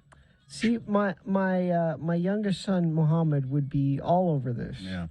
And Bill O'Reilly has revealed that he had to console Donald Trump. There, little Trump. After Trump was booed by his own supporters for getting a vaccine booster shot. Trump told his fans, this is on this tour he was on with Bill O'Reilly, he told his fans that he had had his COVID booster during Sunday's final stop on the History Tour that he co-headlined with Bill O'Reilly. The revelation prompted a chorus of boos and jeers. They booed Trump because he had gotten the booster. In an interview with Dan Abrams on News Nation, O'Reilly said Trump called him up the next day, and he was apparently hurt by the reaction. I told him that I said, this is good for you. This is good that people see another side of you, not a political side. You told the truth. You believe in the vax. Your admission did it, and you should take credit for it because it did save, I don't know, hundreds of thousands of lives. He doesn't care about that. No, he wants the adulation. He doesn't care about anything else. He also said Trump will definitely run in 2024. Great. He said, I'm trying to tell President Trump, run on your record, but he is, in fact, going to run all right. That's why he wants his fans to get vaccinated, so they don't die before it's time to vote for him. But he'll never say that. Well, and you know, he needs every vote he can get because the Democrats cheat, and there's all this vote cheating and stuff going on. And the Russians are helping. Yeah. And finally, this story. Mars has its own version of the Grand Canyon, which means there's a big canyon, deep canyon on Mars. And scientists have learned this dramatic feature is home to, quote, significant amounts of water. After a discovery made by an orbiter circling the planet, according to European Space Agency, the ExoMars Trace Gas Orbiter, launched in 2016, detected the water in the Valles Marineris on Mars. The canyon system is 10 times longer and 5 times deeper and 20 times wider than the Grand Canyon, so it's really big. The water is located beneath the surface of the canyon system and was detected by the orbiter. I don't know exactly how they do that, but they detected that there was water there. It's probably frozen water underneath the surface of that canyon. So theoretically, you gotta put in now though if you want to try to get in on the river rafting opportunities. Yeah. Theoretically, river rafting on Mars takes years to get those permits. The Oars company is already, lining those up. We'll be ice fishing on Mars in no time. But that's another, boost to the idea that somehow we could inhabit the planet of Mars. All right, that's it. All right. Weather, traffic. Well, apparently, Strawberry's frozen, Schofield's frozen, so there are frozen places. I don't trust it. I'm not going out there. Well, I'll have all the fun for you. And friends of the program are saying extremely heavy fog on Legacy Parkway. Can't see the cars in front of you. Turn your damn lights on. That's what folks are saying. And going to be 39 for a high today. And that haze is with us. We've got the inversion here. So I know you got to do your last minute running around Christmas stuff. Just try to be thoughtful about your driving and trip chain, that kind of thing, because the air quality is bad. We have a vehicle on fire, northbound I-15 200 north, on-ramp in Kaysville. It's off to the left shoulder. And we have, let's see, looks like those are all the accidents, unless you have something you need to send in to us. You do that via text at 33986. Are you searching for Pokemon? Locally owned Haster Games has the best selection of Pokemon, Dungeons & Dragons, Magic, and more. Shop online at HasterGames.com or visit the store 6831 South State. Curbside service is available. Here's boner candidate number 3, Burgess Owens. Now, there's a real man. When he took to the stage at the Turning Point USA's America Fest event in Phoenix on Sunday, Utah Representative Burgess Owens, and whenever I look at him or hear his name, I think, no, wait a minute. Where the hell did he come from? Not here. I know. He urged the young women in the crowd to keep their standards high. So high that real men will strive to achieve your respect. Owens then attacked transgender people, the COVID-19 vaccine, and suggested the use of violence as characteristics that men should aspire to. Really? Quote, when evil steps up to the doorstep, a real man does not get on his knees and beg for mercy with a wife and kids. Just like he knows how to use an iPhone, he knows how to use a gun. He shows up and takes care of business. Real men don't stand by as biological men compete against women. What? Take their lives, he's just transgender people. Oh. Take their life's work and feel no shame. God created 2 genders, men, women, period, Owens said. He saved the lion's share of his lie for the news that Pfizer and BioNTech plan to test a 3rd dose of COVID-19 vaccine on children. Real men don't stand silent as their kids are being used as guinea pigs. Pfizer and BioNTech is testing a 3rd dose on children aged 6 months to under 5 years. A father who allows that's a coward, who lets little babies get the vaccine so CNN can feel good about it. What? He goes on and on and on and on. You know, we could have had Ben McAdams. Yeah, we could have. Could have had him. And here's a texter. It says, for the Burgess story, he did a town hall recently where he said that liberals, let's see if this tracks, hate family, hate family values, and hate freedom. I know I do. I hate all those things. That's boner candidate number 3, Jeez. Burgess Owens. Now there's a real man. All right, there you go. Let's review the first 2 and vote. A boner candidate number 1, I gave him just enough to shut him up. It's a woman who gave her boyfriend poison because he was talking too much. Boner candidate number 3, how did that get there? It's a guy who was arrested, and it was discovered that he had plastic baggies wrapped around his penis containing drugs. And when confronted with that fact by the police, he said, those aren't mine. I don't know how that got there. And boner candidate number 3, Burgess Owens. Now there's a real man. All right, here we go. You've got to decide of these 3 candidates. Which one is the worst? Which one deserves to go forward to Boner Fight and possibly become Boner of the Day? Winning here secures it a spot in Boner Dome. And then we have round 2. We do this again with 3 more candidates at 8:20 this morning. Get another winner there. Send that winner forward to Boner Dome. And then they face off at 9:20. That's when you'll decide Boner of the Day with your vote. That's when Boner Fight happens. So right now you got to pick one of your champions from this round to send forward. 1, 2, or 3. Remember your candidate number, the one that you think should win. Put that single digit in the message of a text and then text that to 33986. Or you can call Katie in the producer's booth and just tell her 877-602-9696. Or go online, x96.com. Look for the box that says Boner Voting December 21, 2021, and vote there. You have just 4 minutes. Let's go. It's round 1. When Carrie, Bill, and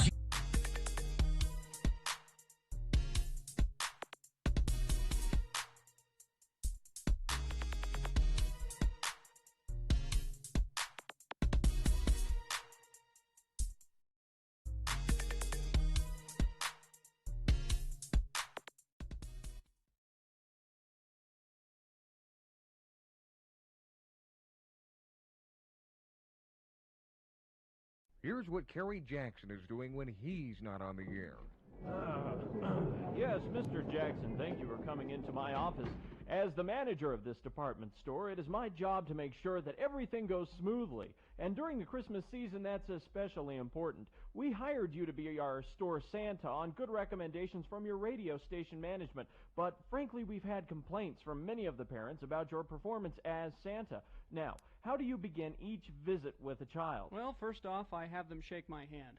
Shake your hand? Yes, I'm the hand-shaking Santa. You don't let the children sit on your lap? No, the hand-shaking Santa wouldn't do that. And do you have any idea how germy little children are? You know what I really hate is that little kid smell. You know the smell I'm talking about. I see. And then they tell you what they want for Christmas. Well, after they've shaken my hand, I ask them to write an essay about how good or bad they've been during the year, and then they're asked to list what they want for Christmas. Now, that list is then submitted to one of my elves, and the essay is graded and placed in the Handshaking Santa essay box. You have paper and pencils for them in Santa's castle? No, the Handshaking Santa does not provide essay materials. If the children are unprepared, it's no concern of mine. Uh-huh. Well, I think I've heard quite enough. Well, fine. My break is just about over, and I still have to disinfect my fingernails and put on a fresh pair of gloves before I have to greet the little vermin again. Get away from the Handshaking Santa, you dirty, dirty little children. Oh my God. Miss Johnson, would you call the radio station we hired this Santa from? We need a replacement immediately. Here's what Bill Allred is doing when he's not on the air. Ho, ho, ho, ho, ho, ho, ho. Welcome to Santa's castle. Merry Christmas. Santa, why are you lying on the floor? I'm the leg wrestling Santa.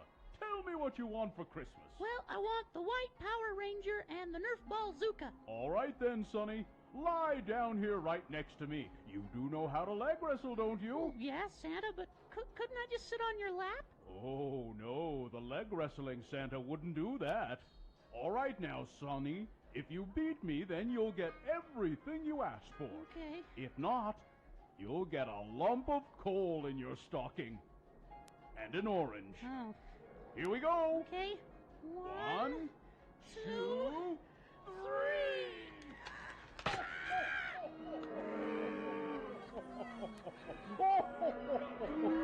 Sorry, Sonny. You lose. Get him out of here, would you, my little helpers? Who'll be the next to challenge the leg wrestling Santa? Why don't you leg wrestle me, Mr. Butthead, jolly old sucky claws?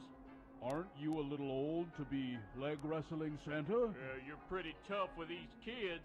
Let's see you take on someone your own size. All right, then. You lie down right here. Good. But first, I have to take a leak. Can't leg wrestle on a full bladder, you know. Be right back.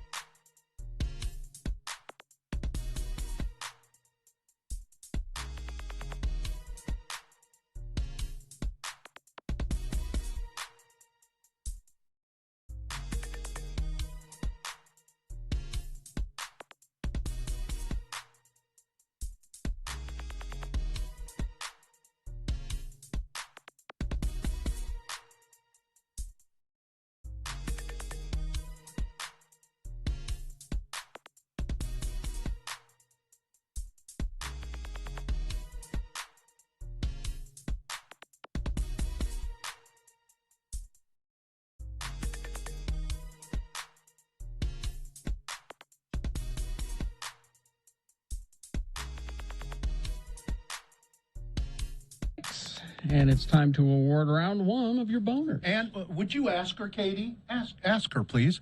And then send me a message. I'm sorry, there's a thing that popped up here. Yes, this morning's boner is brought to you in part by this delicious cinnamon-flavored disc I have in my mouth right a now. cinnamon flavored disc. Yeah, it's a candy. And the key to good sex is good communication. Reveal your best pleasure at Black Velvet Boutique, Utah's locally owned by women sexual wellness resource. Open 7 days a week, 595 South State in Clearfield. Well, this is really interesting voting. I thought that boner candidate number 2, the guy with the baggies wrapped around his, that he would maybe even win. Really? Because it was so funny, and it's a traditional absolute boner candidate. I thought for sure it would, actually. Did you really? Yeah. Really? Because it's silly. It's. But I don't know how they got there. But it didn't. 180 votes. Burge. Of Burgess course. Owens. B.O. Yeah, he wins. Yeah. Good old B.O. Way to go. Come on now. Where's my... There it is. Performance issues. 747. That's your winner of round 1. It now goes forward to Boner Fight. It might be Boner of the Day. Depends on how well it does going up against the winner of round 2, happening at 8:20 with 3 more candidates. We get another winner there. Yeah. Then we'll take both winners and put them against each other. 9:20 is when Boner Fight happens. That's when you will decide Boner of the Day. All right, let's get Connie on the phone here. Yes. Connie Crosby. Connie, are you there? I am here. Hi. Nice to hear from you this morning. Connie is with the Canyons School District. She's a liaison. But more importantly, for this moment right here, you are on the board of directors for the Road Home, right? Correct, I am. What do you do in that position? My particular passion is working for the children, working for the school district. Many times there's children that have no place to go at night due to evictions, parents moving around. The Road Home provides a warm, safe place for our children at night. Connie, now you're associated with the Canyon School District as well, right? So there are kids going to school who you may see and you suspect that they are homeless, right? Correct. Actually, Canyon School District runs school buses out of the Road Home shelter in Midvale to schools. Oh, is there some special procedure? I mean, if you have a suspicion, an inkling that someone, a student going to school has no home to go to when they're done with school, is there a procedure that you can take to deal with that? Yes, each school district has a McKinney-Vento liaison, or we prefer not to use the word homeless, but a homeless liaison. Each district, by federal law, has someone in my position. If you find children on the street, you contact that person. Generally, for Salt Lake County, they are sent to Midvale, to the Road Home in Midvale. And we keep them at their current school as much as possible. We don't want to disrupt their schooling, and give them a place to sleep at night and a safe place to be. Do they seem to, do children in this situation, I mean, it's not good, obviously, but do they seem to kind of adapt to it and handle it all right?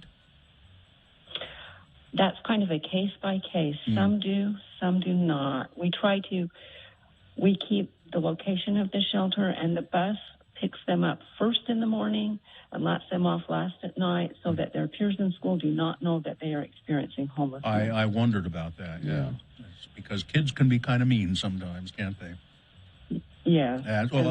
As adults can be kind of mean sometimes. Sometimes you're mean, Bill. That is true. Yes, I am mean sometimes, you're right. And then there are some wonderful ones that help out as well. Oh, absolutely. How long have you been doing this, Connie? 25 years. Connie, wow, really? Connie. So we think we're all that because we've been raising money once a year for, I think it's been about 15 or 16 years in a row now, but 25 years, that's incredible. What got you into it in the first place? Do you recall a specific thing? Working in a school with children that had no place to go at night, crying, concerned about where they're going to go. And at that time, Midvale just had an overflow shelter. It wasn't a year-round shelter. But getting to know homeless resources to help children is what sparked my interest. And that's what the Road Home is really all about, and why we're raising money today, so that the Road Home can provide for people, families that are in shelter. There are individuals as well, but it just always amazes me to see the number of families that are in shelter. I don't know how many there are right now. I think there's we have that figure somewhere. Yeah, we'll look it up here. Families. There were 81 families at the Midvale Resource Center last night, and about 163 children. We didn't have to look it up because, There she of course, goes. Connie Crosby knows exactly. She's been doing this longer than us. You Well, know. Connie, here we are. We've got this great big megaphone for you. What is something that you wish people knew about these kids that they probably don't know about what's going on? I think the numbers, since COVID, we have a high number of children in shelters that need help. The education is, of course, the key to getting out of poverty. It's difficult to stay in school when you're moving around every night, maybe to a different hotel, to a different camp. So their anchor becomes the road home in Midvale and their school. Without the generous community support, we wouldn't have the road home. And the road home makes a huge difference in the lives of these children. And today, the Huntsman Foundation is doubling the match. So please, community folks, help us out. Yeah, that's an incredible thing, and they double or they match what you donate, which doubles your donation. Yeah. If you give $1, it becomes $2. See? And so please go to x96.com. There's a mechanism for you to donate there. You can go to the roadhome.org, and there's also a phone number that you can call and donate, which I don't have right in front of me. 801-819-7300. Connie, thanks for talking to us, and thanks for doing that. Are you going to do it for another 25 years, do you think? Probably not. I know Pamela Atkinson's still at it. Yeah, I know, right? She's still out on the street helping people, I know. Yep, All right. she is. She's a wonderful mentor. Isn't she amazing? All right. Connie, so nice to talk to you. Thank you for what you do, and we'll talk again sometime, okay? Yes, thank you, Connie. And thank you. You're welcome. Connie Crosby, everybody. All right. So, again, the info, 801-819-7300 is the number to call to make your donation on the phone, or go to theroadhome.org or x96.com. Make your donations there. Do we have some... For shout outs, Yes. if you want to have a shout out, because some people like that, or you want to do a challenge, like for all teachers, I challenge you, or people with green eyes or whatever. That the best way to do that is by calling. If we have you donate online, we don't get those information, so you need to call. What I'm saying is we don't have any new shout outs. Not any new But ones. we need some new ones. We like to read your names and say hello on the phone. Or you can text us 33986 and tell us what you donated and who on behalf of someone perhaps. But if you vote online, always make sure that you give us credit because we're petty. We got to admit it, we're just petty, and we want to beat every other radio station when it comes to raising money. All right, so 801-819-7300 is the phone number, or theroadhome.org or x96.com. Make your donations right now. The Huntsman family is matching you with your donation, so your $1 becomes $2. Nice. Do it now. All right, traffic, please. Crash south on I-15 at the ramp to go southbound on Legacy Parkway in Farmington up in Davis County. And there's fog out there. Probably as the sun comes up, that'll start dissipating, but you might still see some Legacy Parkway between Bountiful and North Salt Lake. So make sure your lights are on. And that the air quality, not great. So as you're leaving the house this morning, maybe plan your day a little bit more carefully than you normally do and try to save on driving, because we don't need any more bad air, and don't you be a part of the problem. If you see something you'd like us to pass along to friends of the program, you can text us. Just make sure it's safe for you to text. 33986 is where you do that. All right, Stephanie in the chat room says, I donated earlier. I'd like to issue a chat challenge. Oh, okay. So the people in the chat room. Yeah, you people lounge around in that chat room for free every day. Yeah, you don't pay for that. Yeah, come on. So chat challenge is on now. There we go. Let's take a break. We'll be back. Sean Means reviewing movies. You got a lot of options the next week or so, and he'll tell you about them on the way. ShamrockPlumbing.net. As a matter of fact, Gary Shamrock is going to be coming over to my house not later. His last name. Every plumber that works for Shamrock Plumbing, they take the last name Shamrock. I don't know if that's true, but I know they're all certified licensed technicians. With the last name of Shamrock. All right. So why don't you just let me have my little fantasy? For more than 30 years, Shamrock Plumbing has been serving the needs of the Wasatch Front. They do huge jobs. They do, construction, plumbing. They replumb things, but they also just do the small things. Like Gary is going to be in my shower replacing a little faucet thing, a little regulator. Sometimes it's a small job like that, but you've had big jobs with them too. I sure have. Yeah, Shamrock Plumbing, I use them, and they do a good job. So please call them, 801-295-1690. You can ask them, and you'll find out that, yes, every plumber's last name is Shamrock who works there. Or you can go to their website, shamrockplumbing.net. Did you miss the Radio from Hell show this morning? Wonka.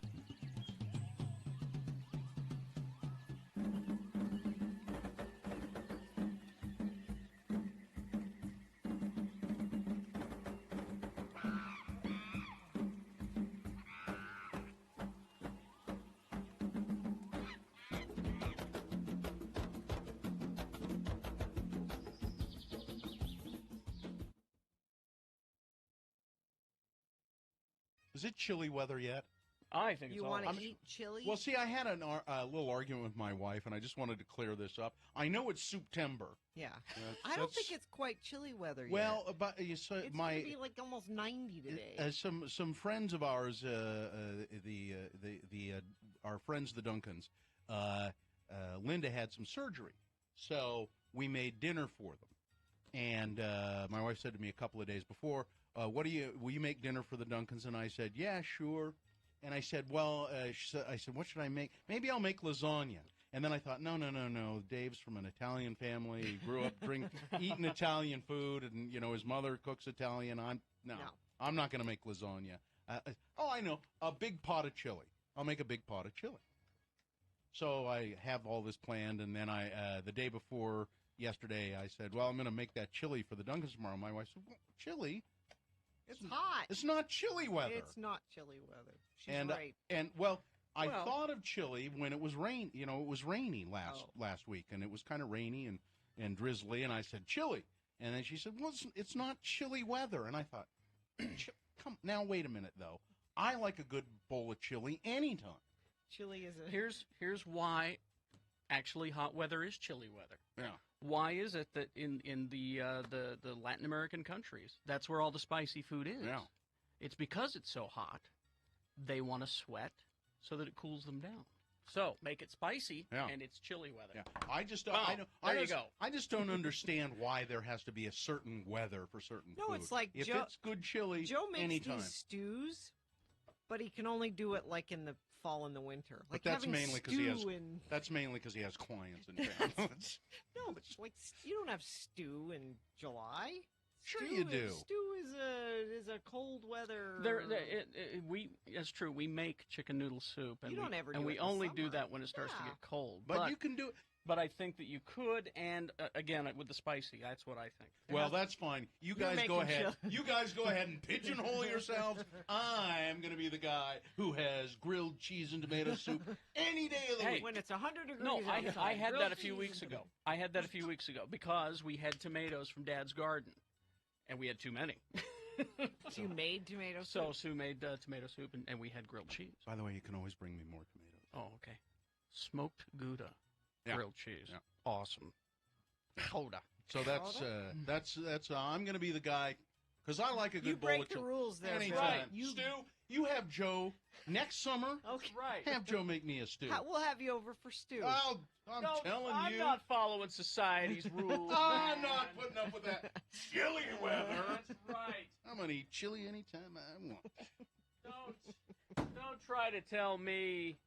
Sometimes I felt a little tied down by a mortgage, kids. I felt tied down you're by. pushing back. That's it, Push baby. back. That's it. Take that. No more crap for me. I'm eating chili in the summer. Take that, society. In your face, man. Always being held down by the man. That's it. All right. Chili for me. That's right. Thank Don't you. chain Thank me you. down with your manners. Exactly.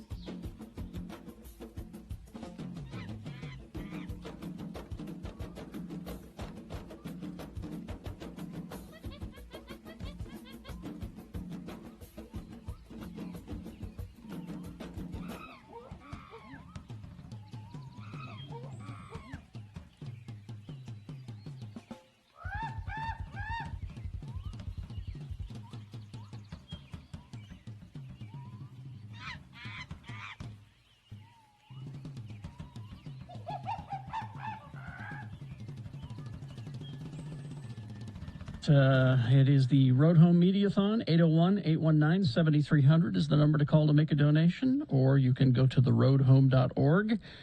Shout out for my friend. We did a charity yard sale this summer. Ah, nice. Bree and Sarah donated $400. Wow. Josh and Jared donated $20 to the Road Home. In our honor. In our honor. Someone says that I will donate $250 if I write a parody song. Santa Claus is coming to town, except Omicron is coming to town. Omicron is coming to town. There you go. There, Gina did it. Okay. There you go, $250. And then somebody just anonymously says, "Oh, it's Stephanie Sepet. She donated $200 to the Road Home." Yes, thank you very much. So 801-819-7300 or theroadhome.org. Sean Means Movie Review is brought to you by. Well, this is interesting. This is actually a great idea. What? Didn't get what you wanted this holiday season? I don't know yet. Trade your unwanted restaurant or store gift cards for awesome loot at the Nerd Store and Dr. Volt's. Conditions apply. Ask employee for details. That's a great idea. Sure. That's unusual. Well, Sean Means is here. He writes movie reviews, and he writes culture reporting and items and general reporting for the Salt Lake Tribune. You can find him at sltrib.com or his movie reviews and other things collected at moviecricket.net. Sean, everybody wants to hear about The Matrix. I know they do. I'm sorry. Well, you saw it, right? I did see it. I've written my review. And at 9 o'clock, I can post it. All right. Embargoes. The studio maintaining their control. Yeah. So at 9 o'clock, go to moviecricket.net and you can read what I have to say about The Matrix Resurrections. All right. So where do we start here? Well, there's a holdover from last week that I didn't get to that because they keep changing stuff on me, dang it. And I was busy. This is The Tender Bar. This is based on a best-selling memoir. So like most memoirs, it's about the most interesting person you knew as a kid. Oh, okay. Here the kid is JR, short for Junior, though his dad is a deadbeat who almost never is in his life. So instead, his father figure is his Uncle Charlie. He and his mom, played by Lily Rabe, moved back in with their parents on Long Island, and Uncle Charlie tends bar and reads a lot of books, and so he knows a lot of stuff. Okay. And he's played by Ben Affleck. All right. Teaches the kid all the important stuff about life. Ben Affleck is the reason to see this movie. It's a very charming, very gentle performance, sort of gruff on the inside, gruff on the outside, and a teddy bear underneath. And which is just what this kid needs in his life. It's better in the first half than the second half when the kid grows up to become Ty Sheridan and goes to college and applies the lessons. That gets a little boring. Oh, Ty Sheridan, the guy who created Yellowstone. No, isn't it? That's Taylor. That's Taylor Sheridan. Isn't it Taylor Sheridan? No, Ty Sheridan was in Ready Player One and other movies. Okay. He was him. Yeah. This was in theaters last Friday. It'll be on Prime on January 7th. 3 stars. Okay. Tender Bar. It's directed by George Clooney, but you don't see him. Oh, well, okay. So. 3 stars for Tender Bar. Yeah. So Sing 2. These are the Wednesday openings. If you didn't have kids, you may have no idea that Sing 2 exists. And this is the sequel to the 2016 animated jukebox musical, where a bunch of different characters, all animals, signed up for a singing competition, and so you got to, basically go through all your pop hits and watch animated animals sing them. All right. Now all those characters are working together on a big show together. And they're going to go to Red Shore City, which is this universe's version of Vegas. All right. But they get to Vegas and they figure out the only way to get their shot to convince the big nasty owner of the resort is to convince a retired rock star to come back to perform. I hate this already. Yeah. So while Scarlett Johansson's porcupine punk rocker is trying to convince the old rock star Lion to come back out of retirement. Oh boy, I really hate it. Yeah. The others are getting together the big show, which is like this science fiction musical extravaganza, and every character has their own little subplot of the trouble they have to overcome. Okay. Whether it's a fear of heights or an inability to dance or whatever. It's okay. I hated the first one. I'm not that fond of this one, although it is better, but only marginally. Your kids will like it. What is cool here is that the retired rock star Lion is voiced by Bono. That's what the parents will like that. Parents the will like kids that. will like the And other I got to stuff. say, I'm still of that age where it's hard for me to turn down a Bono performance. Hearing Bono singing, I still haven't found what I'm looking for, will still get me. I'm sorry. It's the way I'm wired. How many stars? 2.5. So Sounds like you're being generous. well, yeah, but it's Because Bono sings. Because Bono heals all. Oh, all right. There you go. That's the song in the movie. That one and Where the Streets Have No Name is in there somewhere. Oh, and nice. He's written a new song called Your Song Saved My Life. So he's gunning for that. He's gunning for Lin-Manuel Miranda's Oscar. Oh, okay. All right. There we go. Now, do we have another movie here? We got The King's Man. This is the prequel to the Kingsman movies. You remember Colin Firth Yeah. and kicking butt and exploding heads to the 1812 Overture, Yes. sort of cartoony violence. Yeah. This is supposed to be about the origins of the secret intelligence agency that is depicted in those films, but it doesn't. I don't know for what reason, but it doesn't really have that spirit of the films that we all know. I mean, like I said, exploding heads to the 1812 Overture and that kind of level of violence. Here it's the start of World War I. Lord Oxford, a nobleman and avowed pacifist, is working hard to keep the world from plunging into war. Okay. Played by Ray Fiennes. All right. Who's very cool and does the cool British thing very well. He throws himself into this movie very well, very enthusiastically. It's a much more serious tone than the Kingsman movies, and in addition to him trying to save the world, he's trying to keep his son from enlisting in the army because he thinks he has to do his duty and all that. Son played by Harris Dickinson. Oxford is trying to shuttle among King George V of England, Kaiser Wilhelm of Germany, and Tsar Nicholas of Russia. They're all cousins, and so one of the very funny things in this movie is that they're all played by the same actor. Oh, that's interesting. Tom Hollander, so a short little guy. Okay. Well, they were all grandchildren of Queen Victoria. Yeah. So, All right. Okay.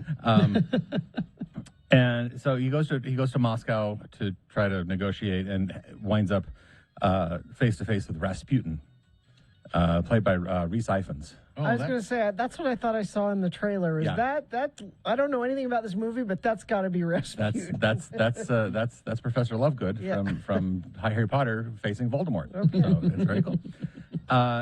This is not as much fun as it should be. There are moments where it gets into that. Yeah, because the other Kingsman's movie are kind of fun. Yeah, And in the last 5 minutes, you get set up for what will be the next movie where you actually have the Kingsman Agency in its first iteration, and it's a fun surprise to see what actors they have lined up for that because they all show up for one scene toward the end. Okay, it is playing a lot of downtime in this movie though. That's the thing.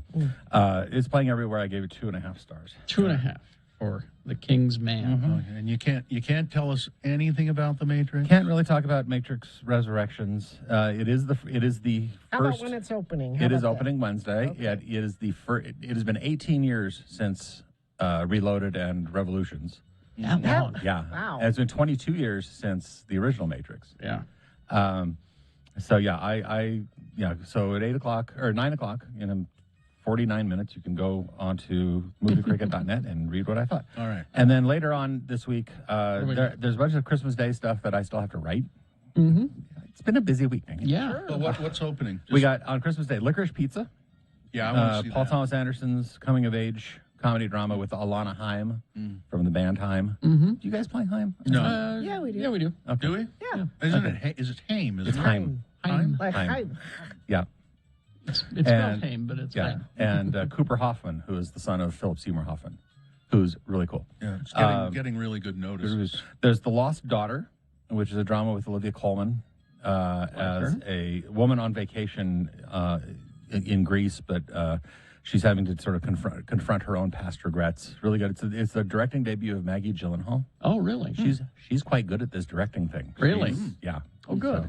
So, and then Red Rocket, which has been getting a lot of talk. Simon Rex, former MTV VJ, in a sort of comeback role. Yeah. Okay. American Underdog, which is the biography of Kurt Warner, the St. Louis Rams quarterback. All right. Who went from stocking supermarket shelves to playing in the Super Bowl. Like overnight. Close, yeah. And that's a real Christian and inspirational story. It's directed by the Irwin brothers, who are very well known for Oh, this is everything Christian you love, related Carrie. movies. Yeah, all sports and sports Jesus. and, yeah. It's all I mean, your Kurt favorite. Warner. Kurt Warner was a very, or I'm sure still is, a very religious Yep, guy. he got it from his wife, and that's what the movie's It was about. catching sometimes. Yeah, it's Zachary Levi as Kurt Warner and Anna Paquin as his wife. Okay. And then A Journal for Jordan, true story about an Army sergeant during the Iraq War who writes a journal for his unborn baby, starring Michael B. Jordan. Michael B. Jordan. And Shantae Adams. Is directed by Denzel Washington. Oh, okay. Yeah, so those are all opening on Christmas Day. But somebody wants to. They say you never say what your rating is, whether it's 2 out of 5 or 4 stars is as high as you go. I'm right? on a 0 to 4 scale. Yeah. Yes. So there's the So- answer. And it's very rare he gives a 4-star. Yep.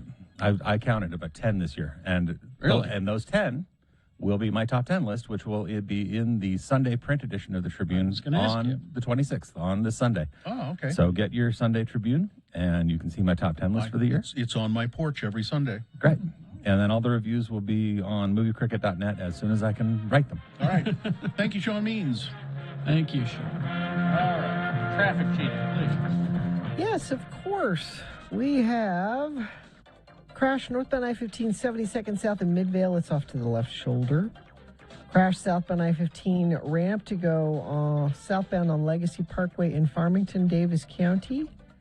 And what are you seeing out there? You can text us 33986. Now, you can text us traffic. You can also text us if you donate online to the Road Home, so we can give you a shout out. Like we have an anonymous $1,000 donation. Thank you. Wow. Another anonymous $100 donation. Anonymous $200 donation. Sarah Burnside $200. Thank you. All of that going to the Road Home. You can either do it online, just go to x96.com, click the Donate Now button, or Carrie, what's the phone number if you want to call? 801-819-7300 is the number to call. That's the phone bank at the Road Home, and they'll take your donations there. I just remember last night there were 792 people in the homeless shelter, 81 families, 163 children in that are homeless and in shelter. So the money is desperately needed.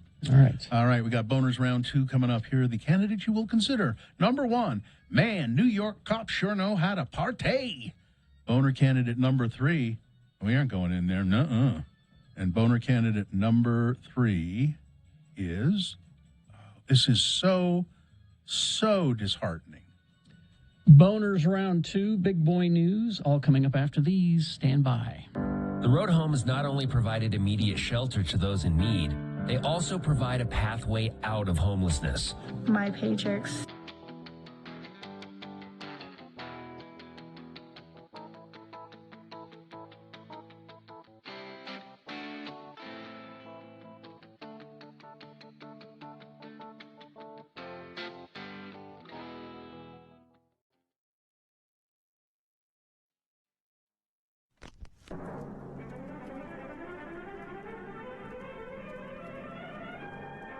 It's often said that the people of Utah speak a language all their own. It's a language that's often confusing and even incomprehensible to newcomers here in the Beehive State. So, Radio from Hell presents a handy guide to help everyone understand how the natives speak. It's the Utah word of the day. And today's word is... Well, today's word for LeVar and LeGrand to toss around is nominees. Nominees, nominees. This word was suggested by Radio from Hell listener Craig Cripps, who heard the word used by his girlfriend. If you have a word for us to include in these Utah lessons, please email us at radiofromhell@x96.com. And now, they're going to have at it. Here are LeVar and LeGrand and the word nominees.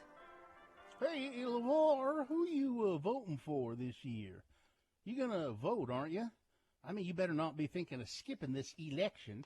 This will be maybe the most important election of our lives. If we don't make the right choice for county assessor this year, we could ruin the fate of the county for years. This is crucial. Keep your shirt on, buddy. I'm voting. And sure, the assessor is important. But if we don't pick the right person for surveyor, the county could go to hell in a handbasket. I mean, there'd be years of no straight lines anywhere as far as the eye could see. I mean, we'd have crooked roads and buildings that ain't square. But this year, the choice for surveyor is clear. It is? Well, how come? The choice is clear because the guy running for surveyor is unopposed. He's the only nominee. Oh, the only nominee. Well, good hell.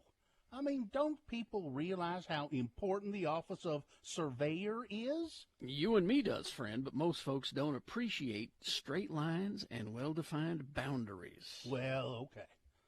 But who else you looking at that's been nominated for office? Who are some of the other nominees? Oh, lots of others, LeGrand. Lots of other candidacial nominees to consider. Well, I get that, but what I'm looking for is guidance here, LeVar. I don't know who to pick.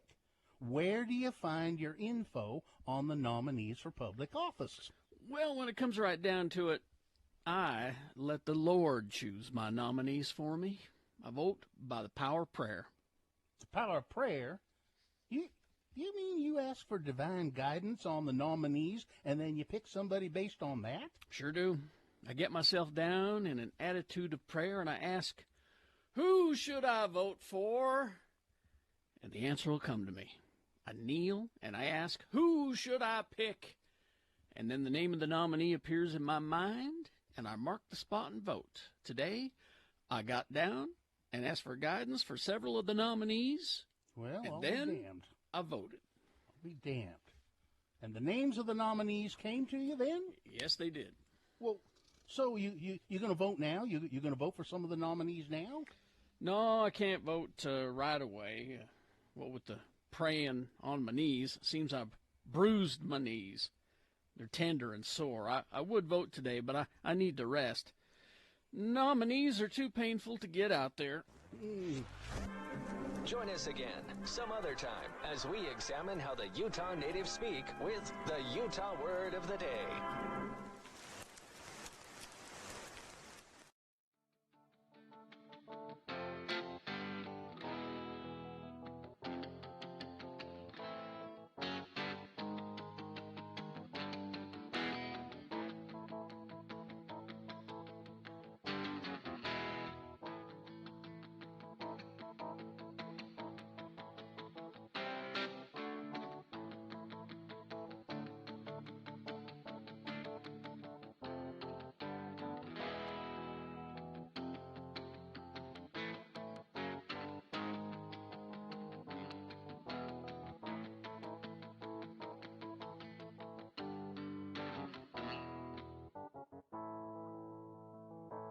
All right, we are doing our Mediathon today and tomorrow to raise money for the road home. 801-819-7300 is the number to call. That's the Phone Bank Center.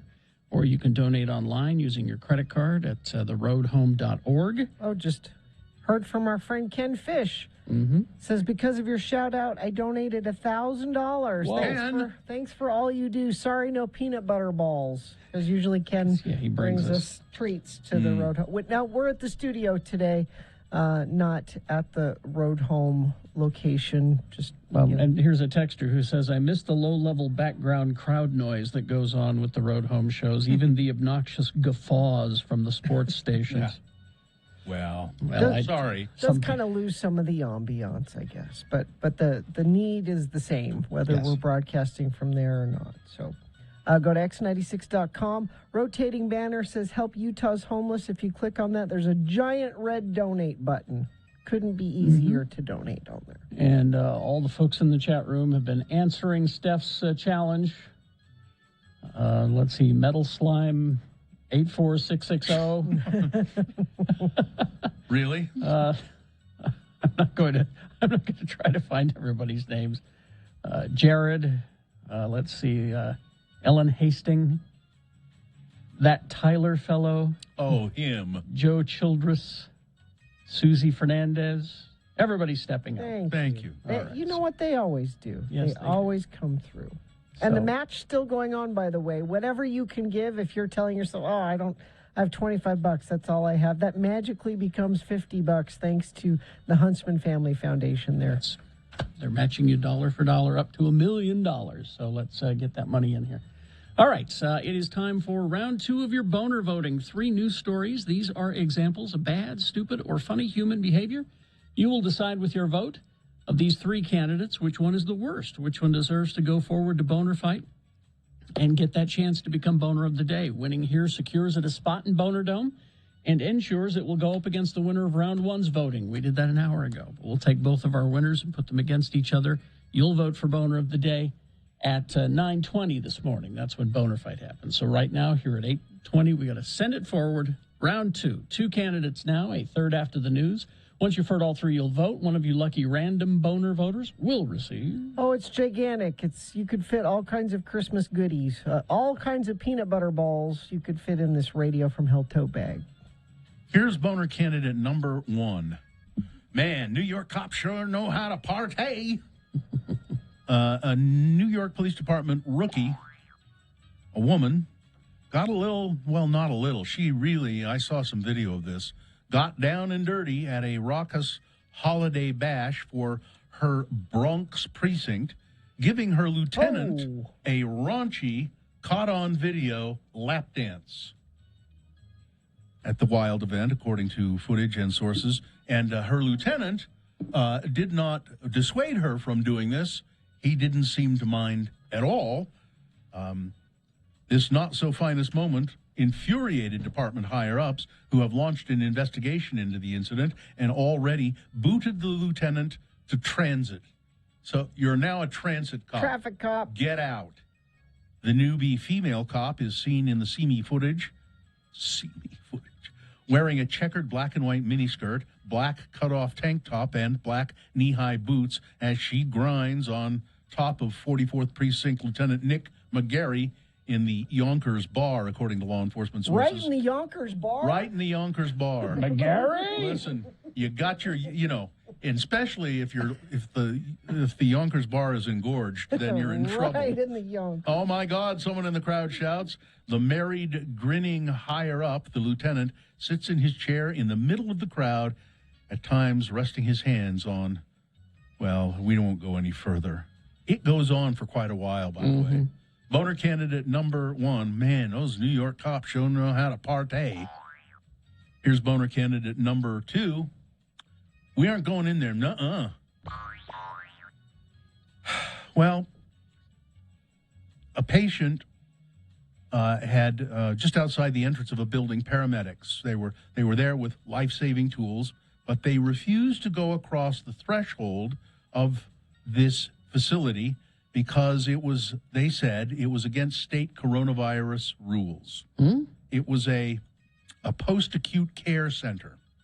An officer jumped into action and helped the staff push the bed, which was not on wheels, through the building and out the front door so that the first responders from the Rialto Fire Department could work on him there.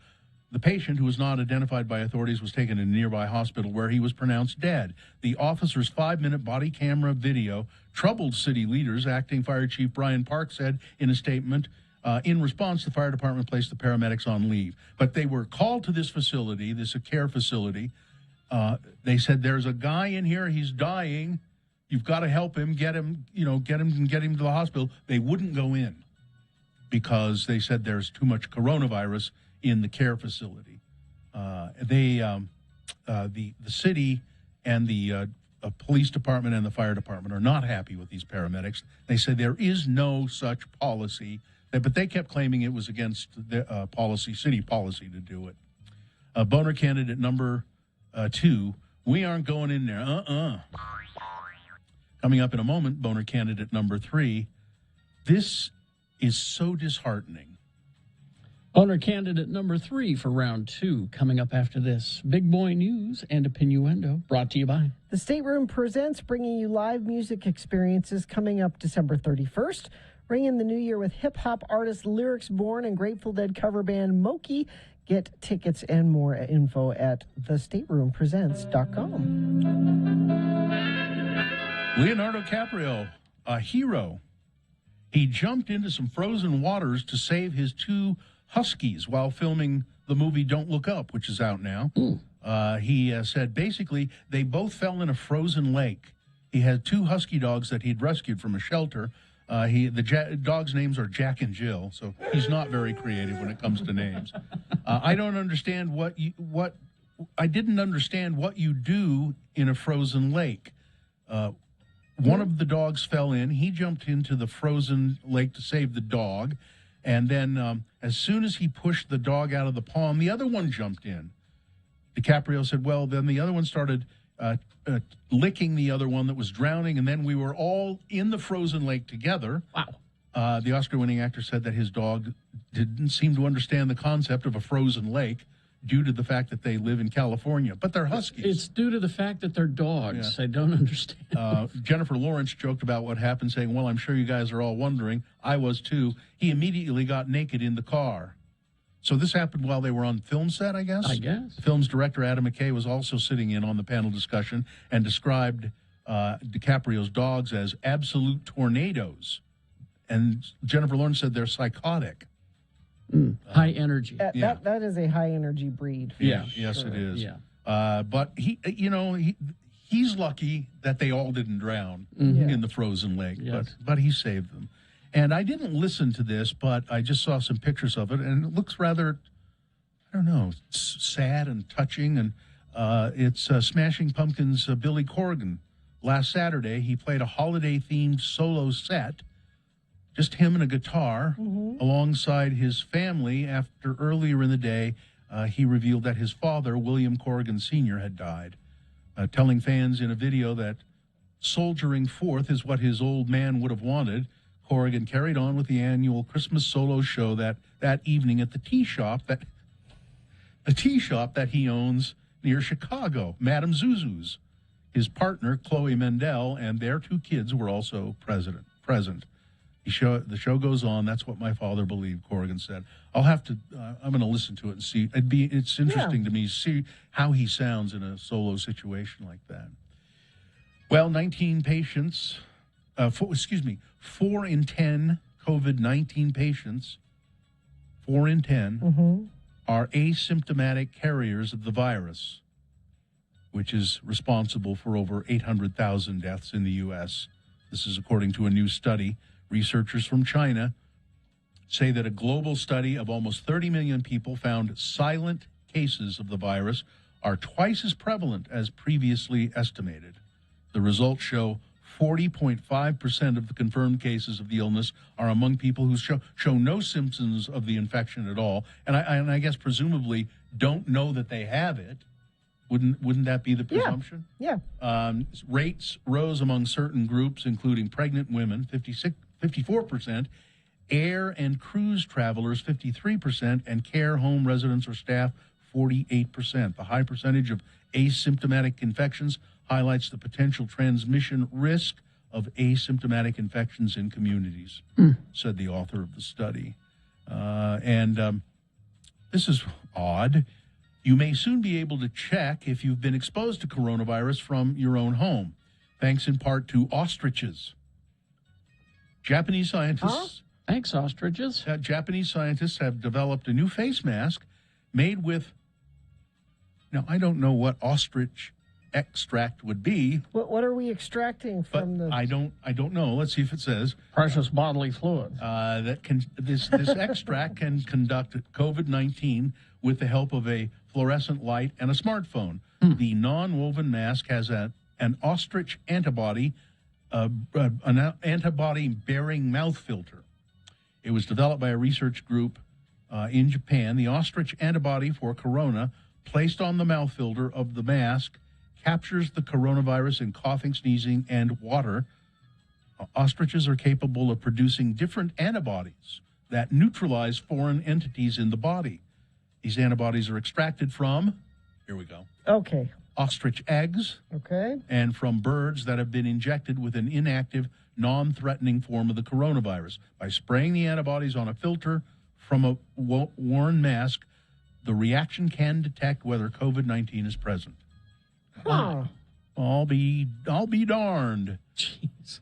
As it turns out, Joe Biden was in very close contact with a White House aide who later tested positive for coronavirus.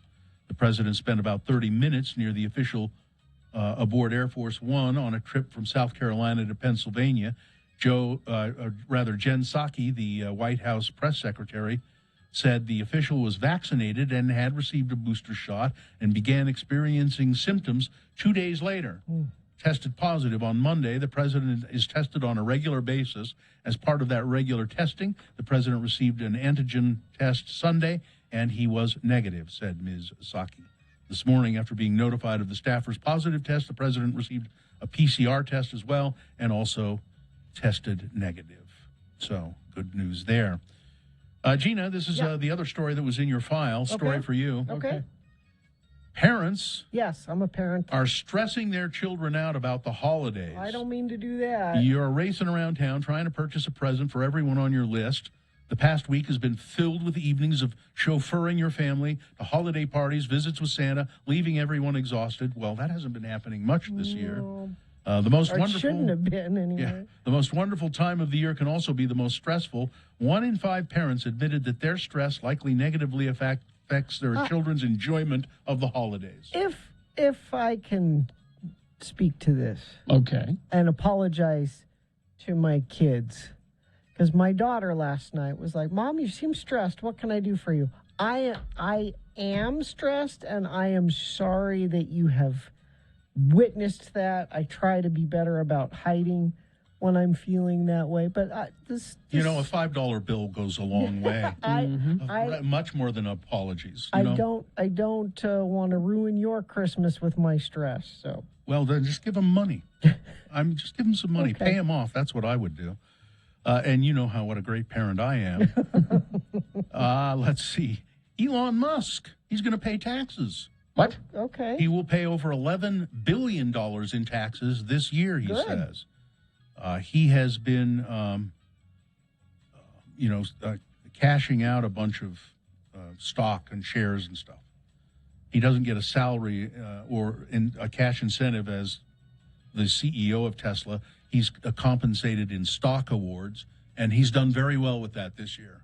And he says, and I'm going to pay taxes, $11 billion worth. And then he said, so there, Elizabeth Warren. So leave me alone, Twitter. So there, Karen Warren. He did. I think he did say that. He Did said, he really? He said she's a Karen. Oh, yeah. The Pentagon is updating its rules on extremism in the military. I'm against it. They issued guidelines meant to root out extremism, warning that liking white nationalists and extremist content on social media and similar activities could, I don't know why it says could, it should say will result in disciplinary action.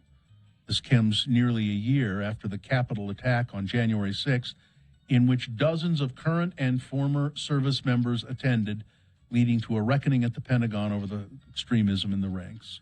And finally, this, I'll post the video. It's a video of a turkey. A turkey in Australia. Okay. They call them brush turkeys, but it's it looks like a wild turkey. Okay. And the turkey has a nest, a nesting mound, and it's got eggs there. I have a nesting mound. You usually wear a long shirt though, so we can't see it.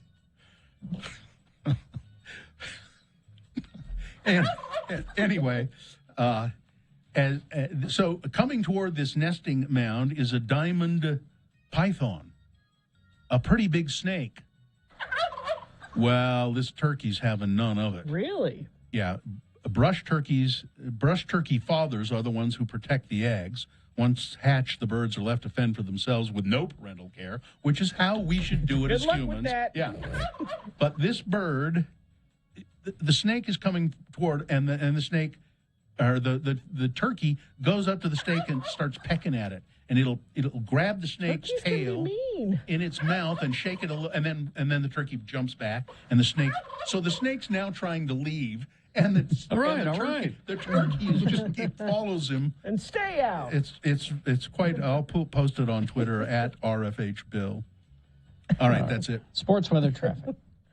I know we do a lot of COVID, but come on now. Head coach Bruce Arians, confirmed Sunday night that wide receiver Antonio Brown will be rejoining the Tampa Bay Buccaneers this week after misrepresenting his vaccination status. How did he misrepresent his vaccination status? I don't know. He had a fake card. He lied. Oh. Yeah. It's a nice way of saying he lied. Well, that's a good way to do it. And it's also a nice way of saying they're going to rejoin the team, quote, because it's in the best interest of our football team, which basically means it's the winning is everything. COVID be damned, apparently. Winning is everything for the Jazz. They almost didn't win against the Hornets last night. They had a couple of hiccups. They seemed to get past it, though, a 112-102. And NFL last night, the Vikings over the Bears, 17-9. Right. Weather. So we're including the air quality in our weather report because it's nasty. Hazy and inversion-y.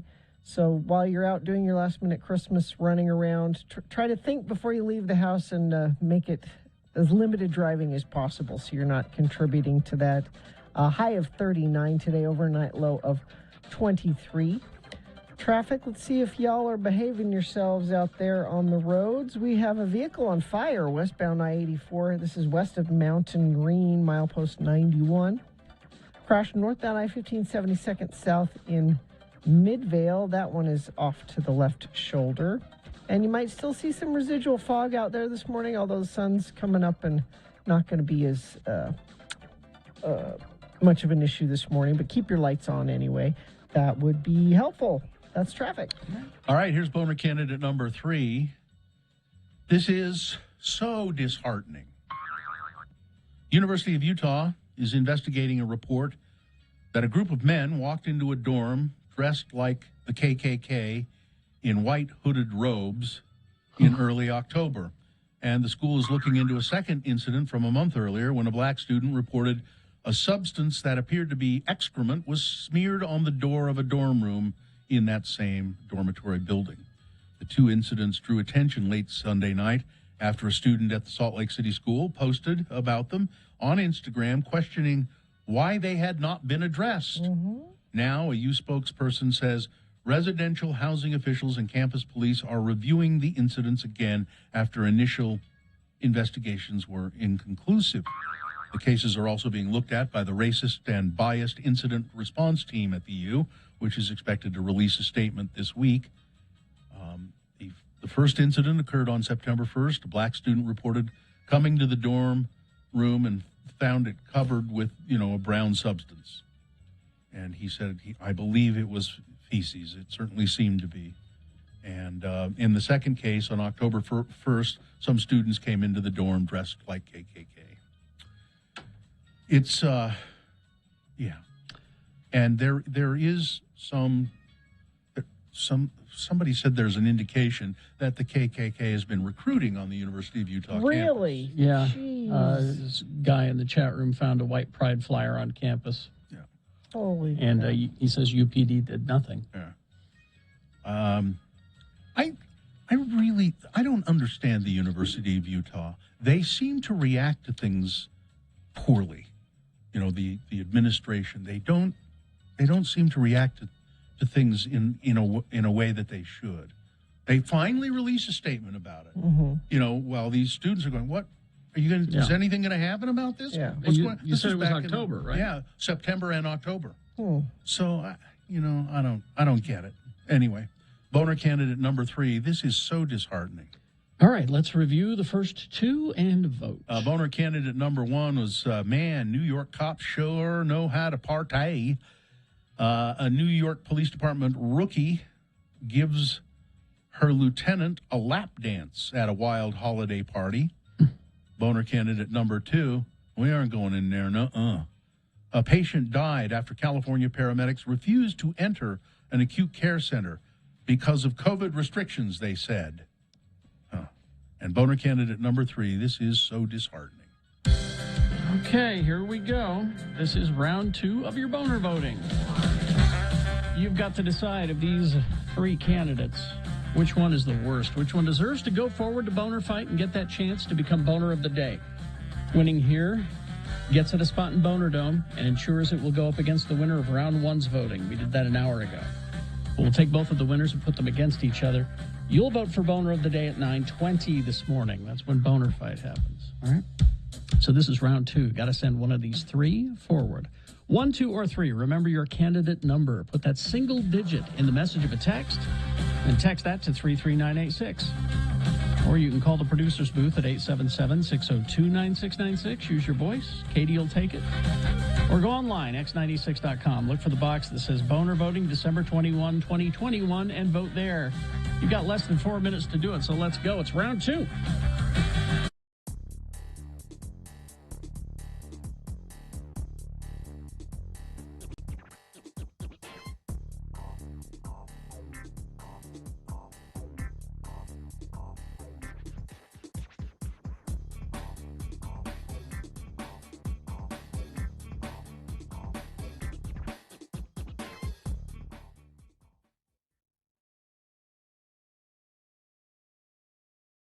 Radio from Hell with Carrie, Bill, and Gina.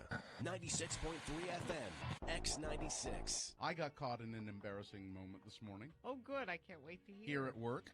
Already, I've been at work about an hour now, and already caught in an embarrassing moment. Are you saving it? No, I'll tell you right now. I came in the back door, as I always do. I kind of hope Chris is listening. I don't know Chris's last name. Mancow. Yeah, Chris Yeah, Mancow. sure. Yeah. So Chris is a board operator here in the building, and he tends to another radio station. He's a very nice guy, very quiet guy, very shy, I believe. Mm-hmm. Probably if he's hearing this, is embarrassed to hell that I'm even mentioning him on the radio. He's a very shy guy. So I come in the building this morning, and I'm walking down the long corridor there, and there down at the end of the corridor is a copy machine. And on the copy machine is sitting a big, it's like a briefcase, suitcase kind of thing. Okay. It looks like a toolbox, but not metal. It's a cord, fabric kind of stuff. What do they call that? Cordova. No, anyway. So it's a big case with buckles on it and everything. And it's sitting there it's just out of place. It's odd. I've never seen it sitting there before. It's sitting, what is that? I think to myself. So then How curious were you? I open it up and start rifling through it. Look at this. Look at this. And I mean, there was nothing particularly strange. Wait a minute, in there. you saw someone's luggage lying around and you just opened it? Well, yeah. Didn't you learn anything from the announcements at the airport? Or anything from the Dick Van Dyke Show. God. And I thought in my mind, maybe the reason I opened it is I thought, I wonder if because it looks like one of those things that the copy guy brings with his tools in it. Okay. To repair the copier. But I start going through it, and it's obviously somebody's briefcase. It's got some CDs in there, library books. There's an orange in there. I went through it pretty extensive. No, I didn't. Sounds like you cataloged all of the stuff in there. This is all stuff that I could sort of see right there. And as I'm kind of going through it, Chris comes up the hall the other way and goes, hey, that's mine. And I went, oh, I'm sorry. I thought it was the copy guys. Because if it was the copy guys, that would have been okay to go. Well, it was my duty to investigate as a junior TSA trainee. TSA, which really does mean to stand around. I'm just convinced of it. No, so sorry. I apologize to Chris, and I'll apologize again. But just I'm just standing there going through his stuff, and here comes the shyest guy in the building going, "Hey!" X96.3 and X96.com.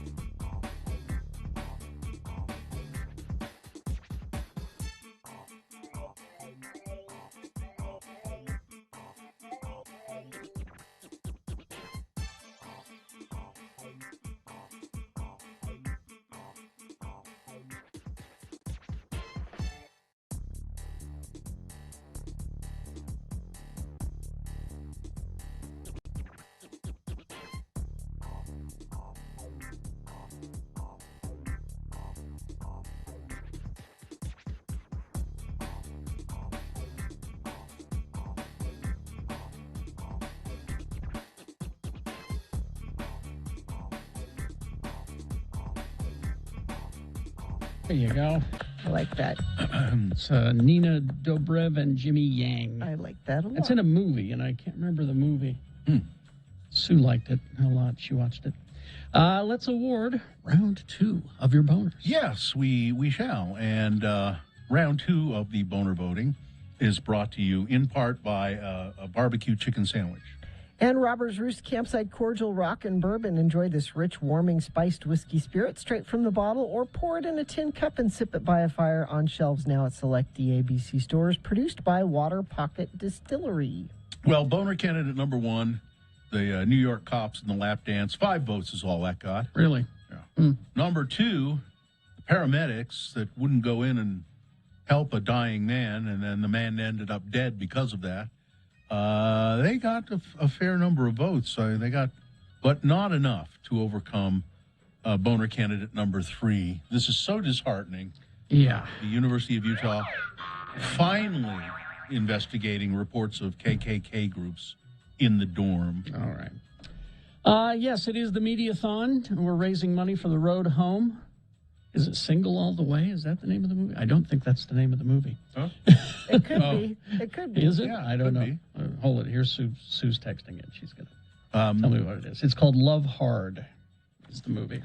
We've got, I want to terrible thank the Ferguson family. They donated $750. Thank you. Another anonymous X9600 donation. Now, those are folks that called in. Carrie, what's the number? 801-819-7300, or go to theroadhome.org and donate there. Thanks for giving us credit, too, by the way. Right now, we're way ahead of everybody else, but I don't feel comfortable with that lead. I only feel comfortable when we win. Yes. Now, we can convey to you as best as, to our ability about what the Road Home does and why you should donate. But, of course, the people who help out every day at the Road Home are probably more qualified to let you know what's going on. And so let's talk to Michelle Flynn. Well, now we're talking with Michelle Flynn. Hi, Michelle. Good morning, Bill. Michelle is the executive director of the Road Home and has been executive director since February 2020. Been with the agency for 25 years. You've pretty much devoted your life to helping the homeless, your professional life, haven't you? Well, I can't imagine doing anything else. Like, truly, it's just been the most incredible experience. The people that we see, that we serve every day, my incredible colleagues, and really the community. I mean, this is the kind of organization and the kind of work where everybody comes together to help make our community a better place. And I think probably the needs are greater than ever because of the COVID pandemic has made things difficult for, and people are in need. We're trying to get money. Money is the deal today and tomorrow. Money for the Road Home. And is there some kind of a match, Michelle? There is a match, dollar for dollar match, thanks to the Huntsman Foundation. They're matching all the donations that come in, and so you're able to double your impact by donating on these days. Now, because we're not on site this year, so what's the best way for people to donate? Well, people can donate online at our website, and it will link to your radio station, and you can give X96 credit at www.theroadhome.org. Thanks for adding that. Or you can call into the phone line. Absolutely. We also have a phone line open and some wonderful volunteers that are ready to take your call at 801-819-7300. Now, money is great because we love getting the actual physical donations from people, but the money is helpful because then you can go buy the things that the greatest need at any given time. And really, the interesting thing is most of our budget goes right to the work that we're doing in terms of paying our staff. We have close to 300 staff who are working 24 hours a day, 7 days a week, at the homeless resource centers, at our housing facilities, doing outreach to families who are out on the streets, encouraging them to come inside. And that's really the core of the work we do, is that one-on-one work, but with our families and our veterans and men and women who are experiencing homelessness in the community. Speaking of all of that, children sometimes we don't think about children being homeless, but you have families at the shelters, don't you? We do, and we're really working hard with our partners to change and really reduce the number of families who ever need to become homeless. And certainly with our outreach team, making sure that we're there should any family be unsheltered. And surprisingly, we've seen more families this last year camping, really in their cars and other kinds of vehicles throughout Salt Lake County. But our team is available and ready to go out and meet with families the minute that someone finds somebody who needs help. What are the big misconceptions that people have about the road home and the folks there? And I imagine you encounter this. Well, certainly, I think people, people don't realize that anyone can be experiencing homelessness, men, women, veterans, families with children, as you say. Most people are have been through some kind of a crisis and just didn't have that kind of support that they needed to stay in their own home. Rents have been skyrocketing. Yeah. People are really struggling to get their rent paid every month.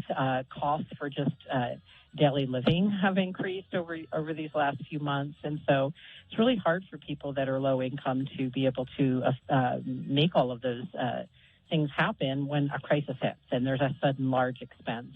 Michelle, I know the goal is to get people into homes, and you need money for that.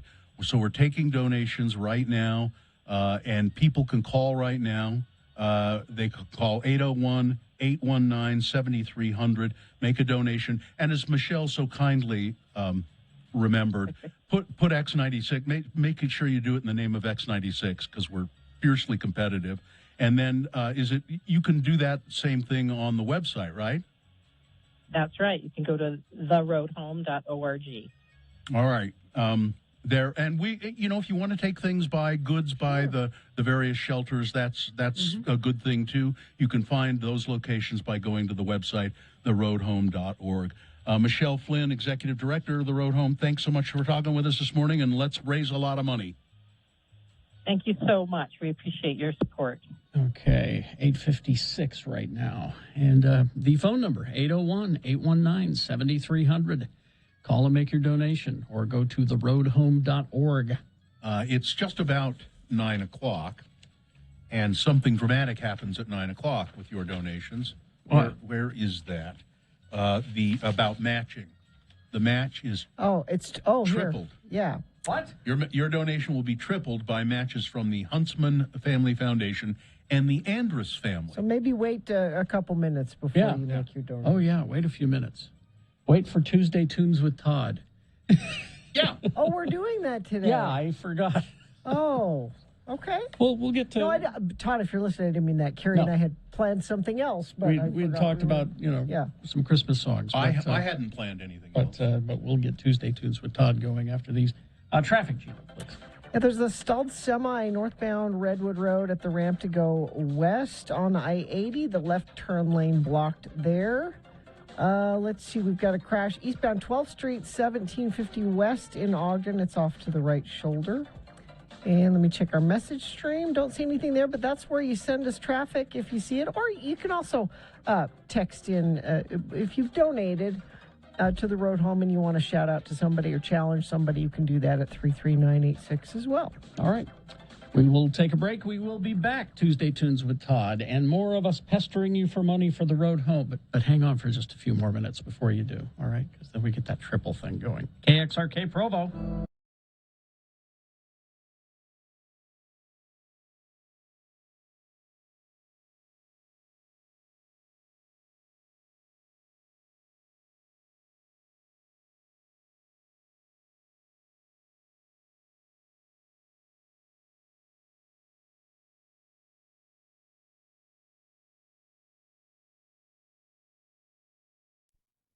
Program, Carrie and Bill. And let's see, it's time to check out the answering machine. Have you...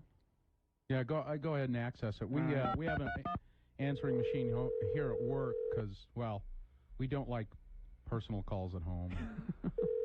I use my phone at home for outgoing calls only. Hi there, you've reached the offices of Carrie and me, Bill, the radio from hell guys. And if you have anything to say to us, we're not picking up, so wait for the beep. Usually these calls come in after hours. I mean, after we're not here, Yeah, that is. after like 1 or 2. It's rewinding. Yeah. Hi, Mr. Allred. This is Dr. Arnold's office calling. Oh. I have what I hope is good news for both you and Samantha. Samantha's definitely pregnant. Hey. She's a very healthy bitch, so we anticipate no problems. She's about a month along. Good. So she should deliver in about 2 months. Office will be open until 5 p.m., so please try to pick her up before then. We'll have her well-groomed and ready to go. Well-groomed? I didn't tell you guys I got a Thank Chihuahua, you. did I? It's a Chihuahua. It's a little. I got a new little dog. Oh, they're so cute. I know you got little beady eyes. Yeah, they are. Gonna have Hi, pups. Carrie. This is Libby Weaver from Fox News. Oh. Hey, would you stop leaving your underwear in my mailbox? Again? If you don't stop, I'm going to have to call the police, Carrie. Bye. Yeah. Yes, this is the in vitro fertilization clinic at the University of Utah calling for Ralph Allred. Mr. Allred, we have the sperm sample you left with us yesterday, and, well, I'm not sure what to say here. The sample you left with us, it's not human. Please Bill, return our call. Bill, you're supposed to Oh, I didn't understand. leave yours. Not. Never mind. Hi, Carrie. This is Shauna Parsons from Fox News. Listen, you've got to stop leaving your underwear in my mailbox. This is getting absolutely turn this ridiculous. off? I have Number called two. the Salt Lake Police, Can we turn and there is a restraining order against you, so wise up. Can we turn this off, please? Way to go, Carrie. None of any. Add it Bill? again. It's Chunga. What? I got my big toe caught Oh, in the no. water spout of the tub again, and Oh, I can't get no. it out. Again? I've been here for about 2 hours, and I'm lonely, and the water's too cold. Bill, I ran out of beer, and I'm down to my last cigar. This happens to Now, you. I know you said that last time this happened, you wouldn't help me again, but everybody else has said that too. That's right. Can you come over? No. Please? No. Well, I see. Make sure you bring some soap, Well, okay? I see you got out okay. Well, I mean, finally, Again, you did this. Mike Summers came and got me out. well, how nice of him to he do. brought some soap and How nice. Your little sponge bag. yeah. All right. Carrie, Al Bain from K-Bear calling. Oh, Al Bain. Look, do me a favor. Quit leaving your underwear in my mailbox. we And I turn- know they're yours because I don't know anybody else that wears Ren and Stimpy and Simpsons underwear. Can we So I turn know this they're off? yours. Wouldn't mind as much if they weren't soiled. But quit leaving them there or I'm going to have to call the authorities. See ya. So the little problem is back, hey? I was wondering what that was in my mailbox, Carrie. Way to go. You're sick. Nightfall.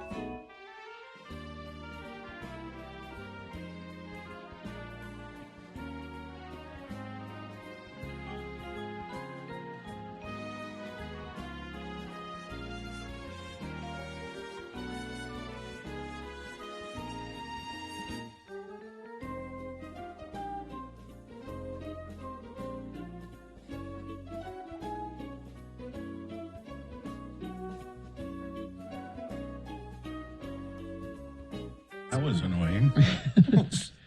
You'll be hearing it later in your head. I know. 9:03 right now. And let's see it. Oh, wait a minute. No pee breaks, people. No pee breaks. No pee breaks because it's Tuesday Turns with Todd on X96. Yes, indeed. It's time to spend a little time with Todd Newcomb. He's our program director here at X96. He's responsible for this whole mess. This whole thing. his fault. Get a load of all this. Yeah. So Todd likes to bring some songs for us to hear every Tuesday, and this Tuesday is no exception. What do you have? That's right. I'm here at the home office, and oh my God, ow! I'm playing with my kitten, and I'm bleeding now. I have a kitten that's a couple of months old, and he's doing that thing where he grabs me with his front paws and then kicks my hand with his back legs. Yes. And he drew blood. Yeah. That's a deadly attack. Don't let that get in. I know better. Don't let that get infected. He's on his back. I've got to just tickle his tummy, and I know I'm going to get hurt, but that's just what you do. Yeah, no. All right, so let's go to music. Okay. This band, they're British, and it's a very silly song, but I love that they're odd, it's quirky, and the song is called Chaise Longue, which in Utah, in America, we'd call it Chase Lounge. Chase Lounge, yeah. Like I'm gonna go down to IKEA and get me a Chase Lounge. A chaise longue. Now, here's But the it's a thing. song. You were talking about what they're kind of weird. Their band name is weird. What is it? Yeah, the name of the band is Wet Leg. Wet Leg. I don't like it. I'm not happy with that. I don't no, like you it. will be. I think you will. Okay. I think you'll like this a lot. I like it. All right. Well, let's just.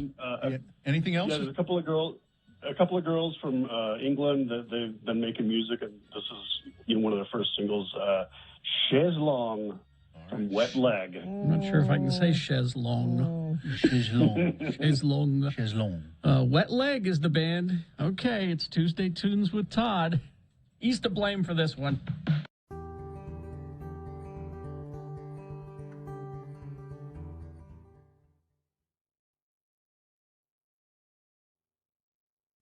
Did you have some emails of interest? I you have an wanted to- email of interest here. I think it's of great interest. It says it's an email of interest right in the Well, subject line. now see, that's the problem that I have with it is that the writer has determined it's of interest, and we are the ones who determine if it is of interest. I look through. I think it is. Okay. Email of interest. And it came to us via Radio from Hell at x96.com. Anyone can send us an email of interest. There's another one here. It's not so interesting, but this one, an email of interest. It says, Dear, good morning, lords and ladies. Given these silly times, I've taken it upon myself to take Bill's advice of turning to the Great British Baking Show for solace, and I can't recommend it more. I also couldn't help but find correlations of my unknowing best friends, Radio from Hell, with the show, Great British Baking Show. So there are correlations. First one, number one, Bill. Bill equals Paul Hollywood. Not much of a surprise there, but all candidates are clearly over the moon with the guy. You see why it's an email of interest, of course. Any hint of approval, especially the Paul Hollywood handshake, is very reminiscent of Bill's Once Upon a Time. I'll give you a hearty handshake, a firm handshake. Bring candidates and viewers alike to tears. We all just want Bill to accept us, and it's a high bar. Number two, Gina equals Prue. Now, Prue is the lovely older woman who's Paul Hollywood's co-host and baker. Judge. Okay.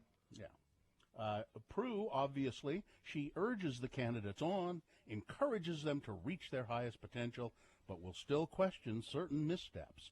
She smooths out Paul's rough edges when she feels that the candidate is upset and just makes everything okay. Gina makes everything feel okay, but is not hesitant to step in when something isn't right, just like Prue. Nice. And number three, Carrie, equals Noel. He keeps everything moving. He cuts in at exactly the right time and keeps everyone's morale up. He's clearly an improv pro and lets no innuendo be unaddressed. Carrie is an absolute genius, it says here. I've been listening to Radio from Hell addictively since 1998, and I cannot imagine life without you guys. Aw. Love, Tawny. Nice. That's nice. Email of interest. Thank you, Tawny. All right. All right. Todd, damn it, you brought me my favorite new song. Somebody in the chat room says that they heard them. They only have 4 songs out. Is that right? correct? You know, Todd? Yeah, there's not a lot. There's another song out. I think it's called Wet Dream or something like that. Yeah, somebody mentioned it. It says try listening to Wet Dream. They're all like that. I like what Sid says. Sounds like it belongs in an Apple commercial. I love it. Yeah, that's pretty sweet. I like that a lot. Oh, I like it. Yeah. Well, thanks, Todd. Yeah, it's cool. I wasn't sure. Yeah, I had that's to a give good it a one. minute, and then I came around. So We were about to Well, eject. the same thing. Go ahead. The same thing happened to me. Corey O'Brien actually found this, and he comes running to me. He's like, "Dude, check this out. The band is called Wet Leg," and I had Gina's reaction. I'm like, "Wait, what?" Well, but okay. We love instantly. We were about to eject, but then the guitars kicked in. We went, okay, now you got us. Yeah. Nicely done, Todd. Thank you very much for bringing that to us. That's great. Of course. All right. Thank you. It's Tuesday Tunes with. Oh wait, it's official. Yeah. Tunes with Todd. On X96, ready for real. The band is Wet Leg. Okay. All right. Thanks, Todd. Do we have a meeting later? I don't think we have a meeting later. I hope not. I don't know. I'll let you know. Let us know. All right. Thank you very much. Talk to you later. It's already an earworm.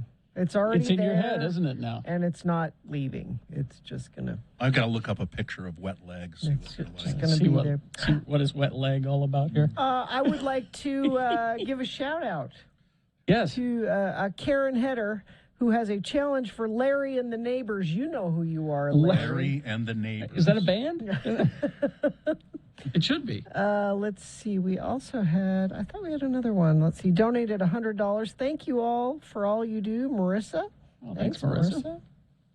Now we're doing it's the triple match now. Yes. Happening right now. Yeah. So you'll donate for every $1 you donate. The Huntsman Foundation donates $1, and the Andrus family. The Andrus family donates $1 for this hour. So Triple. now would be the time to call 801-819-7300 and donate to hear that song again, or donate to never hear that song again. By the way, Wet Leg are the two people in it are Rianne Teasdale and Hester Chambers. The band was formed on the Isle of Wight. The Isle of Wight. The British, British. Yes. 801-819-7300 to call to make donations, or go to theroadhome.org. And you can make your donations there with your credit card, or x96.com if you can't remember that one. You probably have x96.com, bookmarked or something. So just go there and make a donation for the Road Home. Please do. We're doing well so far. Mm-hmm. It was odd. Last year, we were not on site, not on location. No. We were here in the studio. And I think I remember that they said we were worried about that. We weren't even here in the studio, I don't think. Weren't we at home? We were at home. Oh, that's true. Yeah.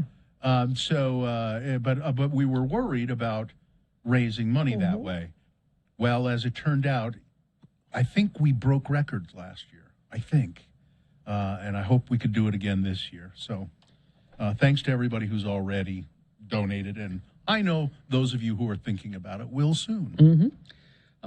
Your financial donations at 801-819-7300 or theroadhome.org. Or you can drop off your physical donations, family stuff, at the Midvale Family Resource Center in Midvale at 529 West 9th Avenue. They're going to take your stuff till 7 o'clock tonight, and the same for tomorrow. Mm-hmm. And men's-specific items at the Men's Resource Center, 3380 South, 1000 West in South Salt Lake. Of course, they owe all the in-kind needs, seasonal, your coats, your socks, your gloves, your hats, your boots. Think about that stuff. Things for kids, too. Yeah. Things for little children, babies. And teenagers. Actually, a lot of times they get a lot of stuff for babies, but there's older kids in shelter, too. So just do what you can to help, please. It's an important thing to do.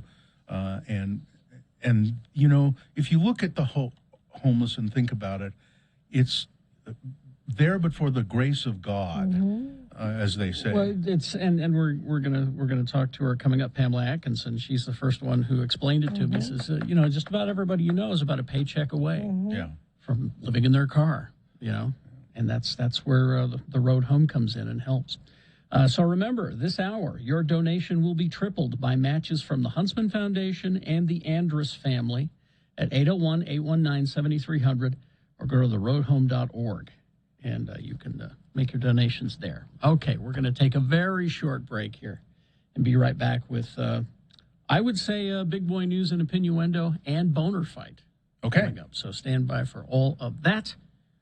Let's see. Oh, I had the wrong button. Here we go. Up, make it go. There's that one.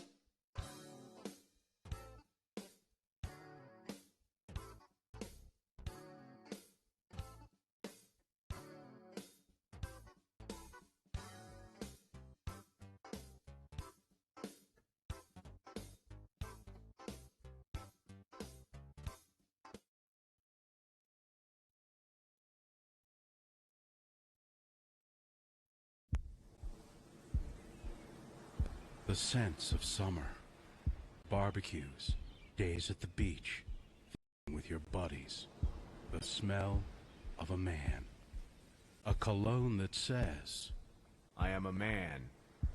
I am all man. I am very, very manly, dude.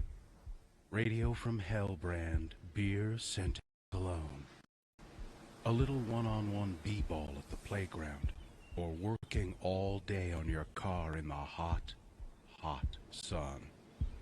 A man wants to smell like a man. Radio from Hell brand beer scented cologne. Being a man is hot, sweaty work, and hot, sweaty work all goes better with beer. Radio from Hell brand beer scented cologne, now available in convenient 6-packs at Checker Auto Parts and on draft in kegs at Costco. Coming soon, Radio from Hell brand Zima scented perfume for the ladies.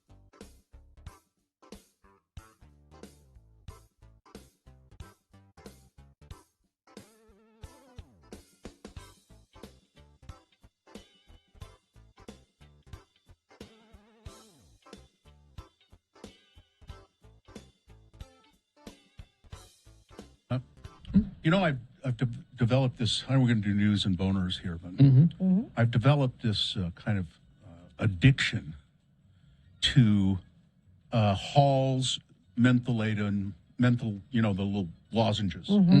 I probably put one in my mouth 5 or 6 times a day, or maybe even more. That is an addiction. Yeah, I really, and I never really noticed, but I was looking at this wrapper that the Halls came in, and there are little slogans all over it.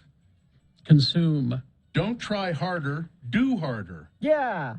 The show must go on. Yeah. Or work. Keep your chin up. Don't let your meat loaf. No, it doesn't. Well.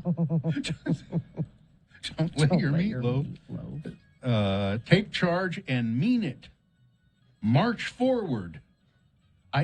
It seems to me that the halls might be made by fascists. I'm not sure, No, but maybe. I was at the end of my rope until I looked at the... Yes, I was almost done. And then it said to me, go big or go home. And I just, I knew I had to go big. I knew I wouldn't let my meatloaf ever again. No, don't do that. And you remember when I used to think that was so funny when I was a kid. Don't let your meatloaf. Since we got a second here, yeah, let me make Gina happy here. It's not real. Well, it was real, but you see, I got sick and all the hair fell out, so I had to wear this thing. How'd you get sick? I loved a woman who wasn't clean. Mrs. Santa? No, it was her sister. What's it like at the North Pole? Like the suburbs. Which one? Apache Junction. Well, you care. Now get off my lap. You are really Santa, right? No, I'm an accountant. I wear this thing as a fashion statement, all right? I was listening to an interview with the director of that movie and talking about Billy Bob Thornton was not the first choice. I forget who it was. Oh, see, now that's no good. Damn. But this director, and I don't remember his name either now, said Billy Bob Thornton, well, they said, what does he like to work with? He says, he's a nightmare. He was a nightmare. I'll bet. He was just awful. He was mean and awful, but he sure did a good job. Yeah. And then he told stories about Cloris Leachman flirting with everyone on the set all the time. And she said to him, I'd like to do a nude scene. Can we do a nude? He said, what? She said, well, I'm always wearing my robe. What if in one of the scenes my robe is just open and I'm naked? Oh. So, Cloris. Well, she's supposed to be kind of a weird, crazy. And I said, no, Cloris. So it was just a nightmare from beginning to end. Yeah. It sounds like it. And he said, and the kid, Thurman Merman, he flew in from somewhere and auditioned. He wasn't just like, you kind of think that they just found that kid somewhere. No, he auditioned a bunch of kids for the role, and he was the one. And he said he's a pretty good little actor. What he was doing there was acting. He's not. That's like not that. how he really is. No, he's not like and he's that. a great actor. Yeah. For the uninitiated, the movie is Bad Santa. Do not bother with the sequel. Only the original. And do not watch it with your children. Not with children. Not for kids. Oh, I edited the hell out of that clip. And also, don't bother with the extended version. Just the regular version. Oh, no, is I fine. don't know. I've never watched the extended version. It a little goes, too far. Okay. It's too much. All right. It is the Mediathon, 801-819-7300 or theroadhome.org. Get yourself some donations in for the road home. Please. We've got Boner Fight coming up here in about 7 or so minutes. So before that, Big Boy News and a Pinuendo brought to you by... Save on skiing at Snow Basin Resort with discounts up to $20 on lift tickets when you buy online. Visit snowbasin.com. Well, I was under the impression, and now obviously mistaken impression, that the band LCD Sound System had broken up. Didn't he? I forget the guy's name, but he said at one point, I'm done. Yeah. As a matter of fact, he did it on the Colbert Show. He said, this is my last show. What's his name? James something. Yeah. He said, this is my last show. We're done. And now I see this story. Omicron variant has led to a spike in COVID cases, and with it, some changes in the entertainment industry. Saturday Night Live, of course, forced to resort to a limited cast and no live audience. And in its most recent episode, and it's now affected the band LCD Sound System as they were forced to cancel the rest of their Brooklyn residency. So apparently they weren't touring, but they were at a venue where they were just the permanent fixture. In post to their social media, the group announced the cancellation of their remaining 3 shows. You have all spoken. The last 3 shows are canceled, the band wrote. You good people who want to return your tickets and try again another time have spoken, but so has the new info. A hospital, this is a great piece of music. I love this. We certainly have had enough cancellations to make the vote count. You have spoken. Because people were saying we just don't feel we're not going to good. come to the show. Yeah. In Brooklyn, we don't feel good about coming. So there you go. That tells you that the LCD sound system fans are smart people. That's what. Yeah. This isn't dumb people music. Present company accepting presently. We all expect the worst. It works just like a knee. It's no wet leg, but. It's no company excluded in the night. It just keeps building. Mm-hmm. Anyway, I like that band a lot. LCD sound system. Well, demand for COVID testing, it has spiked ahead of the holidays with long lines at many sites. As Americans prepare to travel for holiday gatherings, the celebrations appear increasingly likely to overlap with surging COVID-19 cases and the rapid spread of the Omicron variant. Those threats, in turn, are spurring a clamor for PCR testing, rapid tests, at-home kits. For that extra assurance, as we have more disease in the country right now, do a test and make sure that you're negative before you mix and gather in different households, said Dr. Rochelle Walensky. That's a good piece of advice, because I am going to a family gathering, which will be attended by only very small group, because part of the family won't come because one of them is not vaccinated. And so I mean, and we had always had the Christmas Day party at that household. And so we said, well, we're not going to come if there's an unvaccinated person there. You're doing the right thing. And they said, well, then we're not going to come to the and it was explained. This is my brother. He explained. He said, now he's vaccinated and his wife is, but he said, I said, well, why don't you guys come? And he said, if we are in the presence of this person who is unvaccinated, it wouldn't make much sense for us to come to the party. Yeah, because it's true. Be around them. Yeah, that's true. So at least he was. I mean, at least my brother is a very responsible person. He really is. Utah reporting 2,522 new COVID cases over the weekend. 13 more deaths, and of course, Utah and 26 other states have gone to the Supreme Court to appeal the federal occupational safety rule that mandates COVID-19 vaccines or testing for private businesses with more than 100 employees. Because that makes sense. Are they going to argue that the OSHA should stop making construction sites wear hard hats? Are they going to class action suit against OSHA for my freedoms? I don't want to wear hard. It makes my hair look bad. No difference, though. It's workplace safety stuff. QAnon. Q, the anonymous online account that set off the QAnon conspiracy movement, posted a link to a video with scenes of cars burning on streets, fighter jets over a stadium, and Donald J. Trump with his hand on a Bible being sworn in as president. Those images played over a song by Twisted Sister, We're Not Gonna Take It. The Q account has not posted since. This was posted on December 8th, I believe. They're getting ready for JFK. There's lots of preparation. The QAnon movement, initially based on a pro-Trump conspiracy theory, has continued to flourish and in some ways is woven even deeper into the country's political and social fabric than it was 12 months ago. Michael Flynn helped that. Over 40 candidates who publicly stated some support. People running for office in this country. Support of QAnon. National office. Luis Miguel, a Republican from Florida, who has tweeted the QAnon slogan. Omar Navarro, a Republican from California, has stated his belief in some of the movement's conspiracy theories. Great. These are people running for national office, and some of them will get elected. They shouldn't get anywhere near elected office. And I'm curious, because they've been in Dealey Plaza for a while, hanging out, waiting. Kennedy didn't come. Waiting for Kennedy to show up, change parties, and run with Trump, right?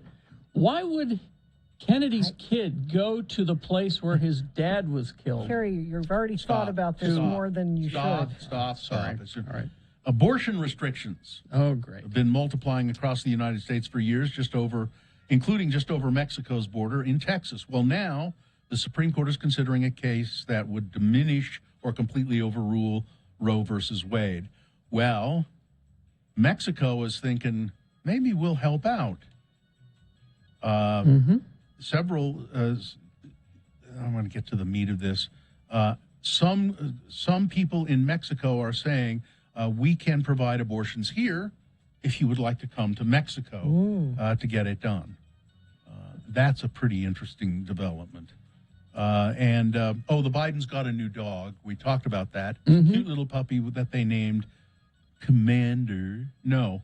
Yeah, Commander. Commander. So what happened to, Bitey?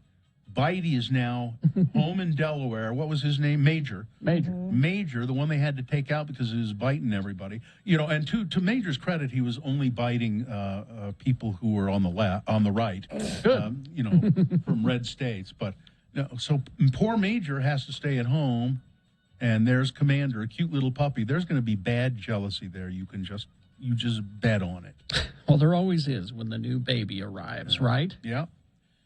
And finally dozens of Pantene and Herbal Essence dry shampoo sprays have been recalled because they have a cancer-causing chemical in them. Procter & Gamble has recalled more than 30 different aerosol spray hair care products, including many dry shampoos and dry conditioners. How does that work? How does a dry shampoo work? It attaches to the oil, and then you brush it out. You spray it on, and does it work? Yeah. It leaves your hair feeling kind of. Not like you've shampooed. It's not a replacement for it. If you need one more day, I just need one more. I can't wash my hair today, but it looks really greasy. I need one more day. It does. Well, don't buy Pantene right now. Okay. Pantene, Herbal Essence, Hair Food, Old Spice, and Aussie products. According to Friday's recall notice, which is P&G's second within a month, a full list of a full list of canceled or recalled products, is available on the company's website. So Procter & Gamble website. Look, if you use any Pantene products or Procter & Gamble products, look at the website and see if your product has been recalled.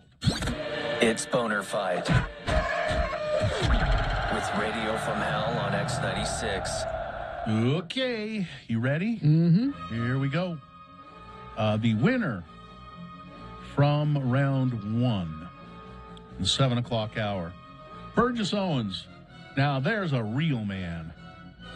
Burgess Owens attacking at this right-wing conference, this gathering, attacking vaccines, trans people, suggesting that real men would not hesitate to use violence against evil. Real men would take up a gun to protect their children from being vaccinated.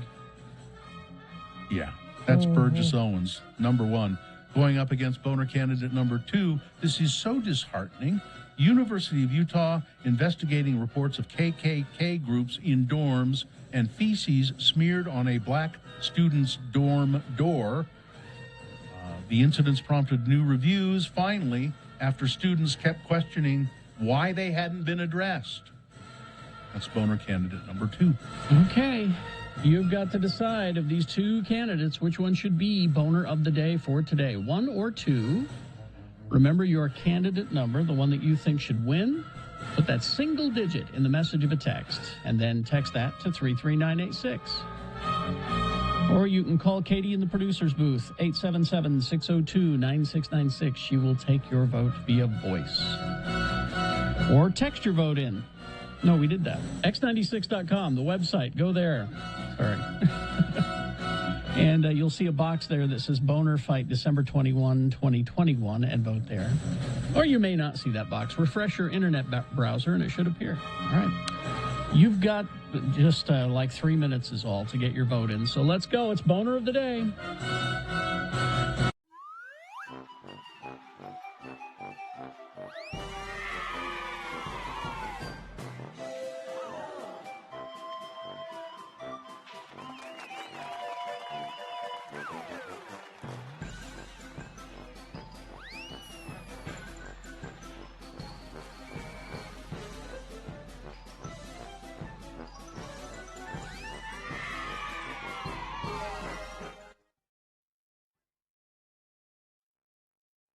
They cataloged 1,568 serials, released over 150 years, and then let people vote on which one is the best serial in history. In history. So not current cereal, just The greatest serials of all time. I know you feel strongly about that. Over 500,000 people voted. This was a good list. Do you agree with the findings? I do. Okay. There's a top 50. Oh, no, there's a top 100. Top 100. Number 100 at the very bottom got 2,229 votes. I don't know as I've ever even heard of Vanilli Crunch. It no longer exists. Yeah, some of these are gone. It was a Captain Crunch line. Okay. And the mascot was a white whale. But it was delicious. It was just little vanilla balls. Sounds good. They were just delicious. So good. I remember the little white whale. Yeah. Now, do really you yummy. Grins, Smiles, and Giggles and Laughs? Yes. That's 99. Never heard of it. It's a kind of a sugary corn-based cereal. It's shaped like Smiles. Okay. All right, the top 10. All right. Number 10, with 5,051 votes, Wheat Chex. Again, a good utility cereal. I like no Cocoa Puff. Yeah. Number 9, Puffa Puffa Rice. Again, regional. Yeah. They didn't poll me on this. Well, wait. You know, Gina, there's a reason people don't poll you. No one cares for your opinion. Well, so far this top 10 sucks. Number 8, and you've been urging me to get to it. I've been doing the entertaining part of the list. Now we get to the sucky part. Okay. I knew what I was doing. Number 8, Rice Crinkles. See I again. don't know that one either. Number 7, Concentrate. What's Concentrate? I have no idea. That one I've not heard Is of this that a one. British list? I don't recognize because Weetabix is not on the list. Number 6, Wheaties. Number 5, Captain Crunch. Number 4, Honey Nut Cheerios. Delicious. Number 3, a good cereal, Cinnamon Toast Crunch. Always good. You like that I one. like that one. Yeah. Number 2, they're great. Frosted Flakes. And number 1. The absolute correct answer. No, and I don't get this, but I know you love this cereal. Quisp. Quisp. I nearly wore my Quisp watch today because of that. A cereal that should come back, right? It shows up every now and then.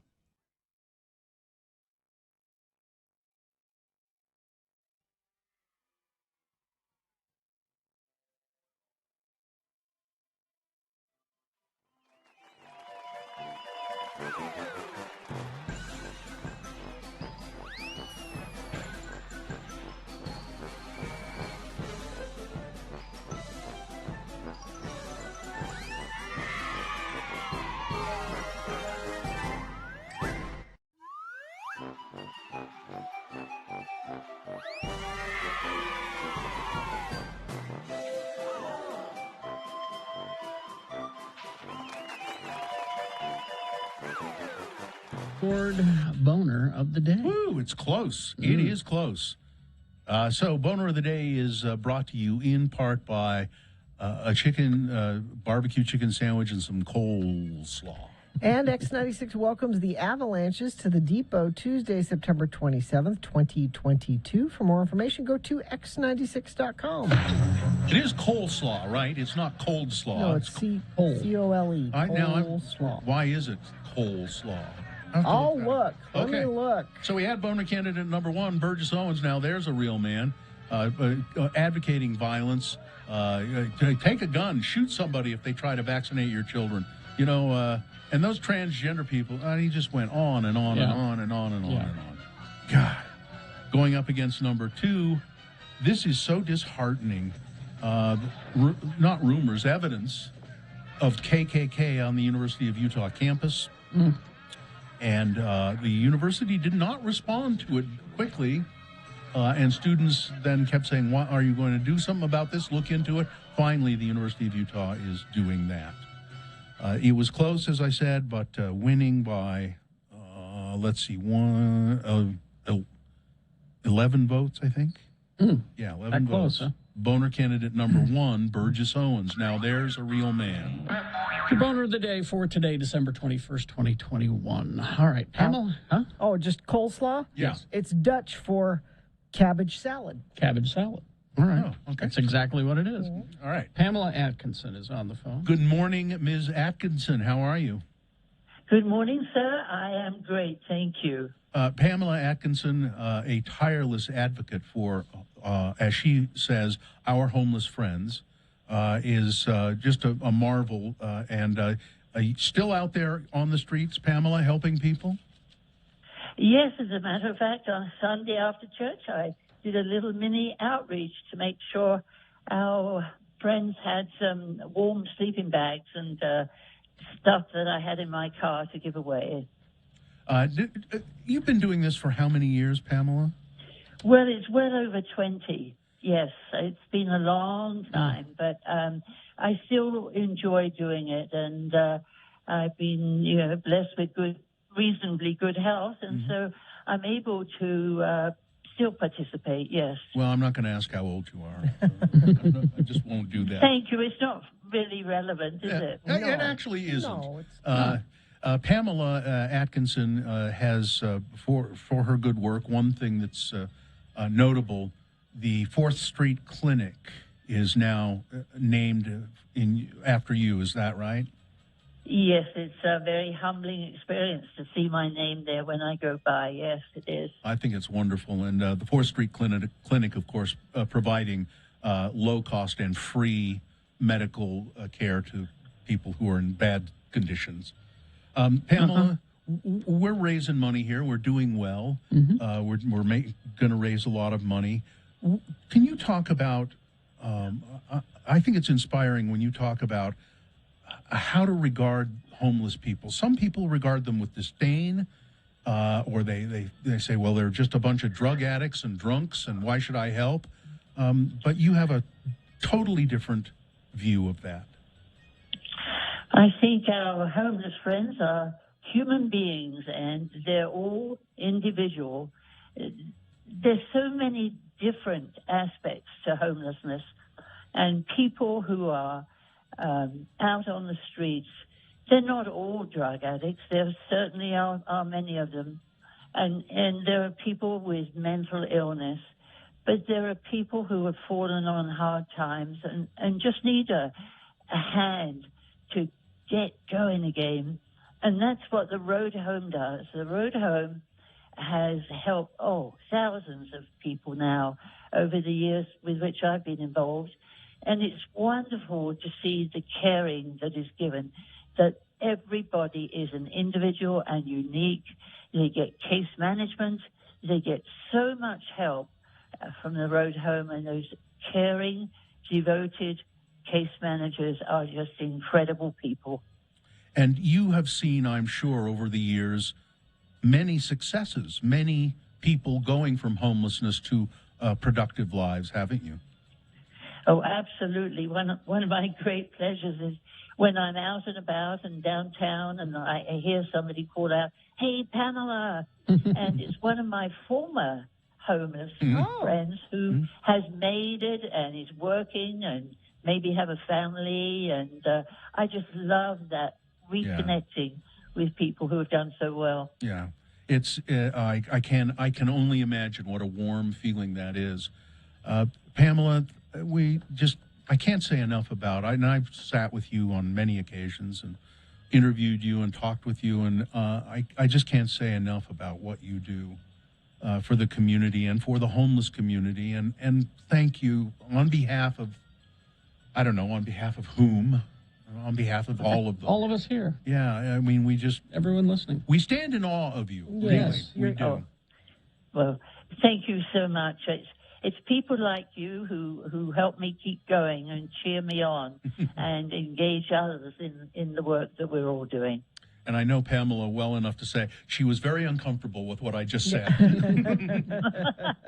Yes, I'm deep red. Yes.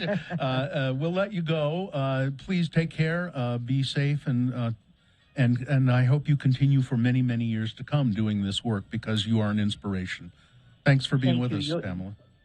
Thank you. You're most kind. Thank you. We've got friends of the program inspired by Pamela. Carolyn, $25. Anonymous X96 listener, $500. That's tripled, by the way. Yeah, because this hour, your donation is tripled by matches from the Huntsman Foundation and the Andrus family. So that's And this hour. We have Leah Johnson and a shout out to Girl Scout Troop 584. All right. Stephanie giving us a donation. Thank you so much. Well, I sounded like a DJ there, didn't I? did. All right. Kaylee donated $50. Thank you.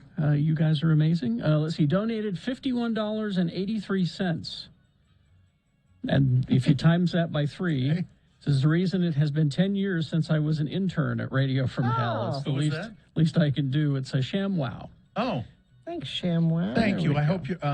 I saw her when we were down in Spanish Fork. Oh, that's and right. She was there. Yeah. I hope you are feeling better, ShamWow. That's right. And this hour with that triple match, if you're feeling like, gosh, I only have $5, $10, $25 to give, but this is a great hour to do that in because it gets tripled. Mm-hmm.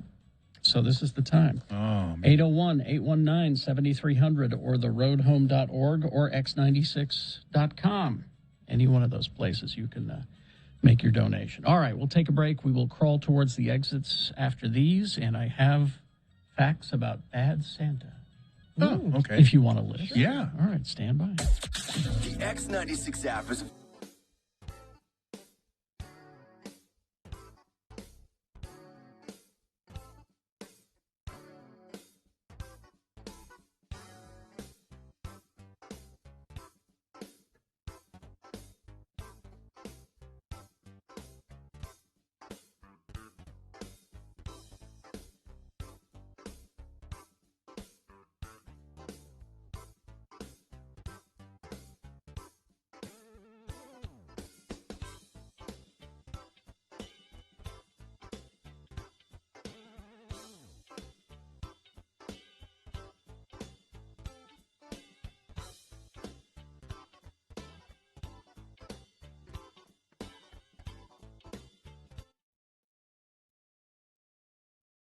Okay, I'd like the Cajun grilled chicken sandwich plain. I just want the chicken and the bun. No cheese, no mayonnaise, no lettuce, tomato, onions, coleslaw. And can I get onion rings instead of fries? Yeah. And can I get bacon on that? Bacon? Did you want to do the chicken club instead of the Cajun chicken? No, you don't understand. You see, what was your name again? Kristen. Kristen, you see, this is not a radio bit. You need to know that this is the way she really is, and no one believes us. So we thought if we got it on tape, people would finally believe it. All right. Did you want the Cajun seasoning? Yes. Yes. And I would like the spicy Cajun mustard mayonnaise on the side. Mayo on the side. Don't put it on the sandwich. No, I won't. No, trust me, I won't. Thank you. And the cheese? No cheese. No cheese. No at all. cheese. No, just Okay, chicken. all right. Chicken bacon bun. Onion And again, we're not trying to be difficult just for the radio. This is real. All right. I'm so very sorry. That's all right. I'm sorry. I would like to say I've had worse, but that's probably the worst. And how long have you worked here? Here, 6 months, but Dealing with tourists every day and their weird ordering habits, this is the worst. I want it on record, ladies and gentlemen. It's from an official professional waitress. I'm the worst. And again, this is no exaggeration. Congratulations, Gina. Congratulations. You've earned your spot in the Hard Rock Hall of Fame. She's here to get married, by the way. congratulations. And she's marrying a guy named Joe Jones. Maybe you as our waitress. I'm sorry, what's your name again? Kristen. Maybe Kristen, you as our waitress, you could warn Joe that it's still not too late. Because I've been saying it every day, every hour, ever since we heard about this. That's sad. Yeah. That's what we think. Thank you. Thank you.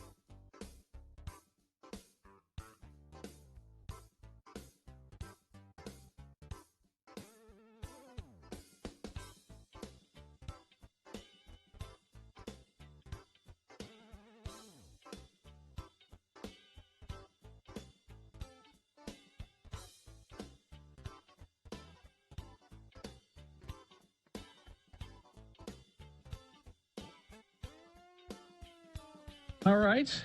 That's Bad Santa. He is a really good Bad Santa. And I found who was originally Who was it? I can't remember. going to do it. This is the chat room supplied this. Oh. 11 facts about the movie Bad Santa. Okay. Bill Murray. Oh, that's right. I could. That makes sense. You could totally see that, right? And I think he almost did it. He too. was in final negotiations to take the lead, and then he got past the script for Lost in Translation. I think he made a good choice He there. did. Yeah. That's one of my wife's favorite movies, Lost in Translation. Lost in Translation kind of. Bill Murray wanted to be a serious actor. Yeah, he had done enough roles, Bad Santa-like roles. Yeah. He needed something different, and that lost. in Remember when he translation. did The Razor's Edge, which I never saw. I've been meaning to try to find that. Based on a Somerset Maugham story. Yeah. And apparently it was just awful. Anyway, okay, more facts. More facts. You know, you watch the movie and you think to yourself, this feels kind of like, Fargo or Raising Arizona. Yes. The Coen brothers helped develop it. That also makes sense. Yeah, they were producing. They wrote about 90% of what you see in any of the cuts, it says here. So there's that. Let's see. It was a single line in the original script that made Terry Zwigoff want to direct the film. He says, I'm more interested in dialogue. Most of the scripts I've gone after to direct, it's been about dialogue. He said, well, what was the line? He says, it was something like, Sweet Jews for Jesus. One of the most inspiring lines I've ever read. All right.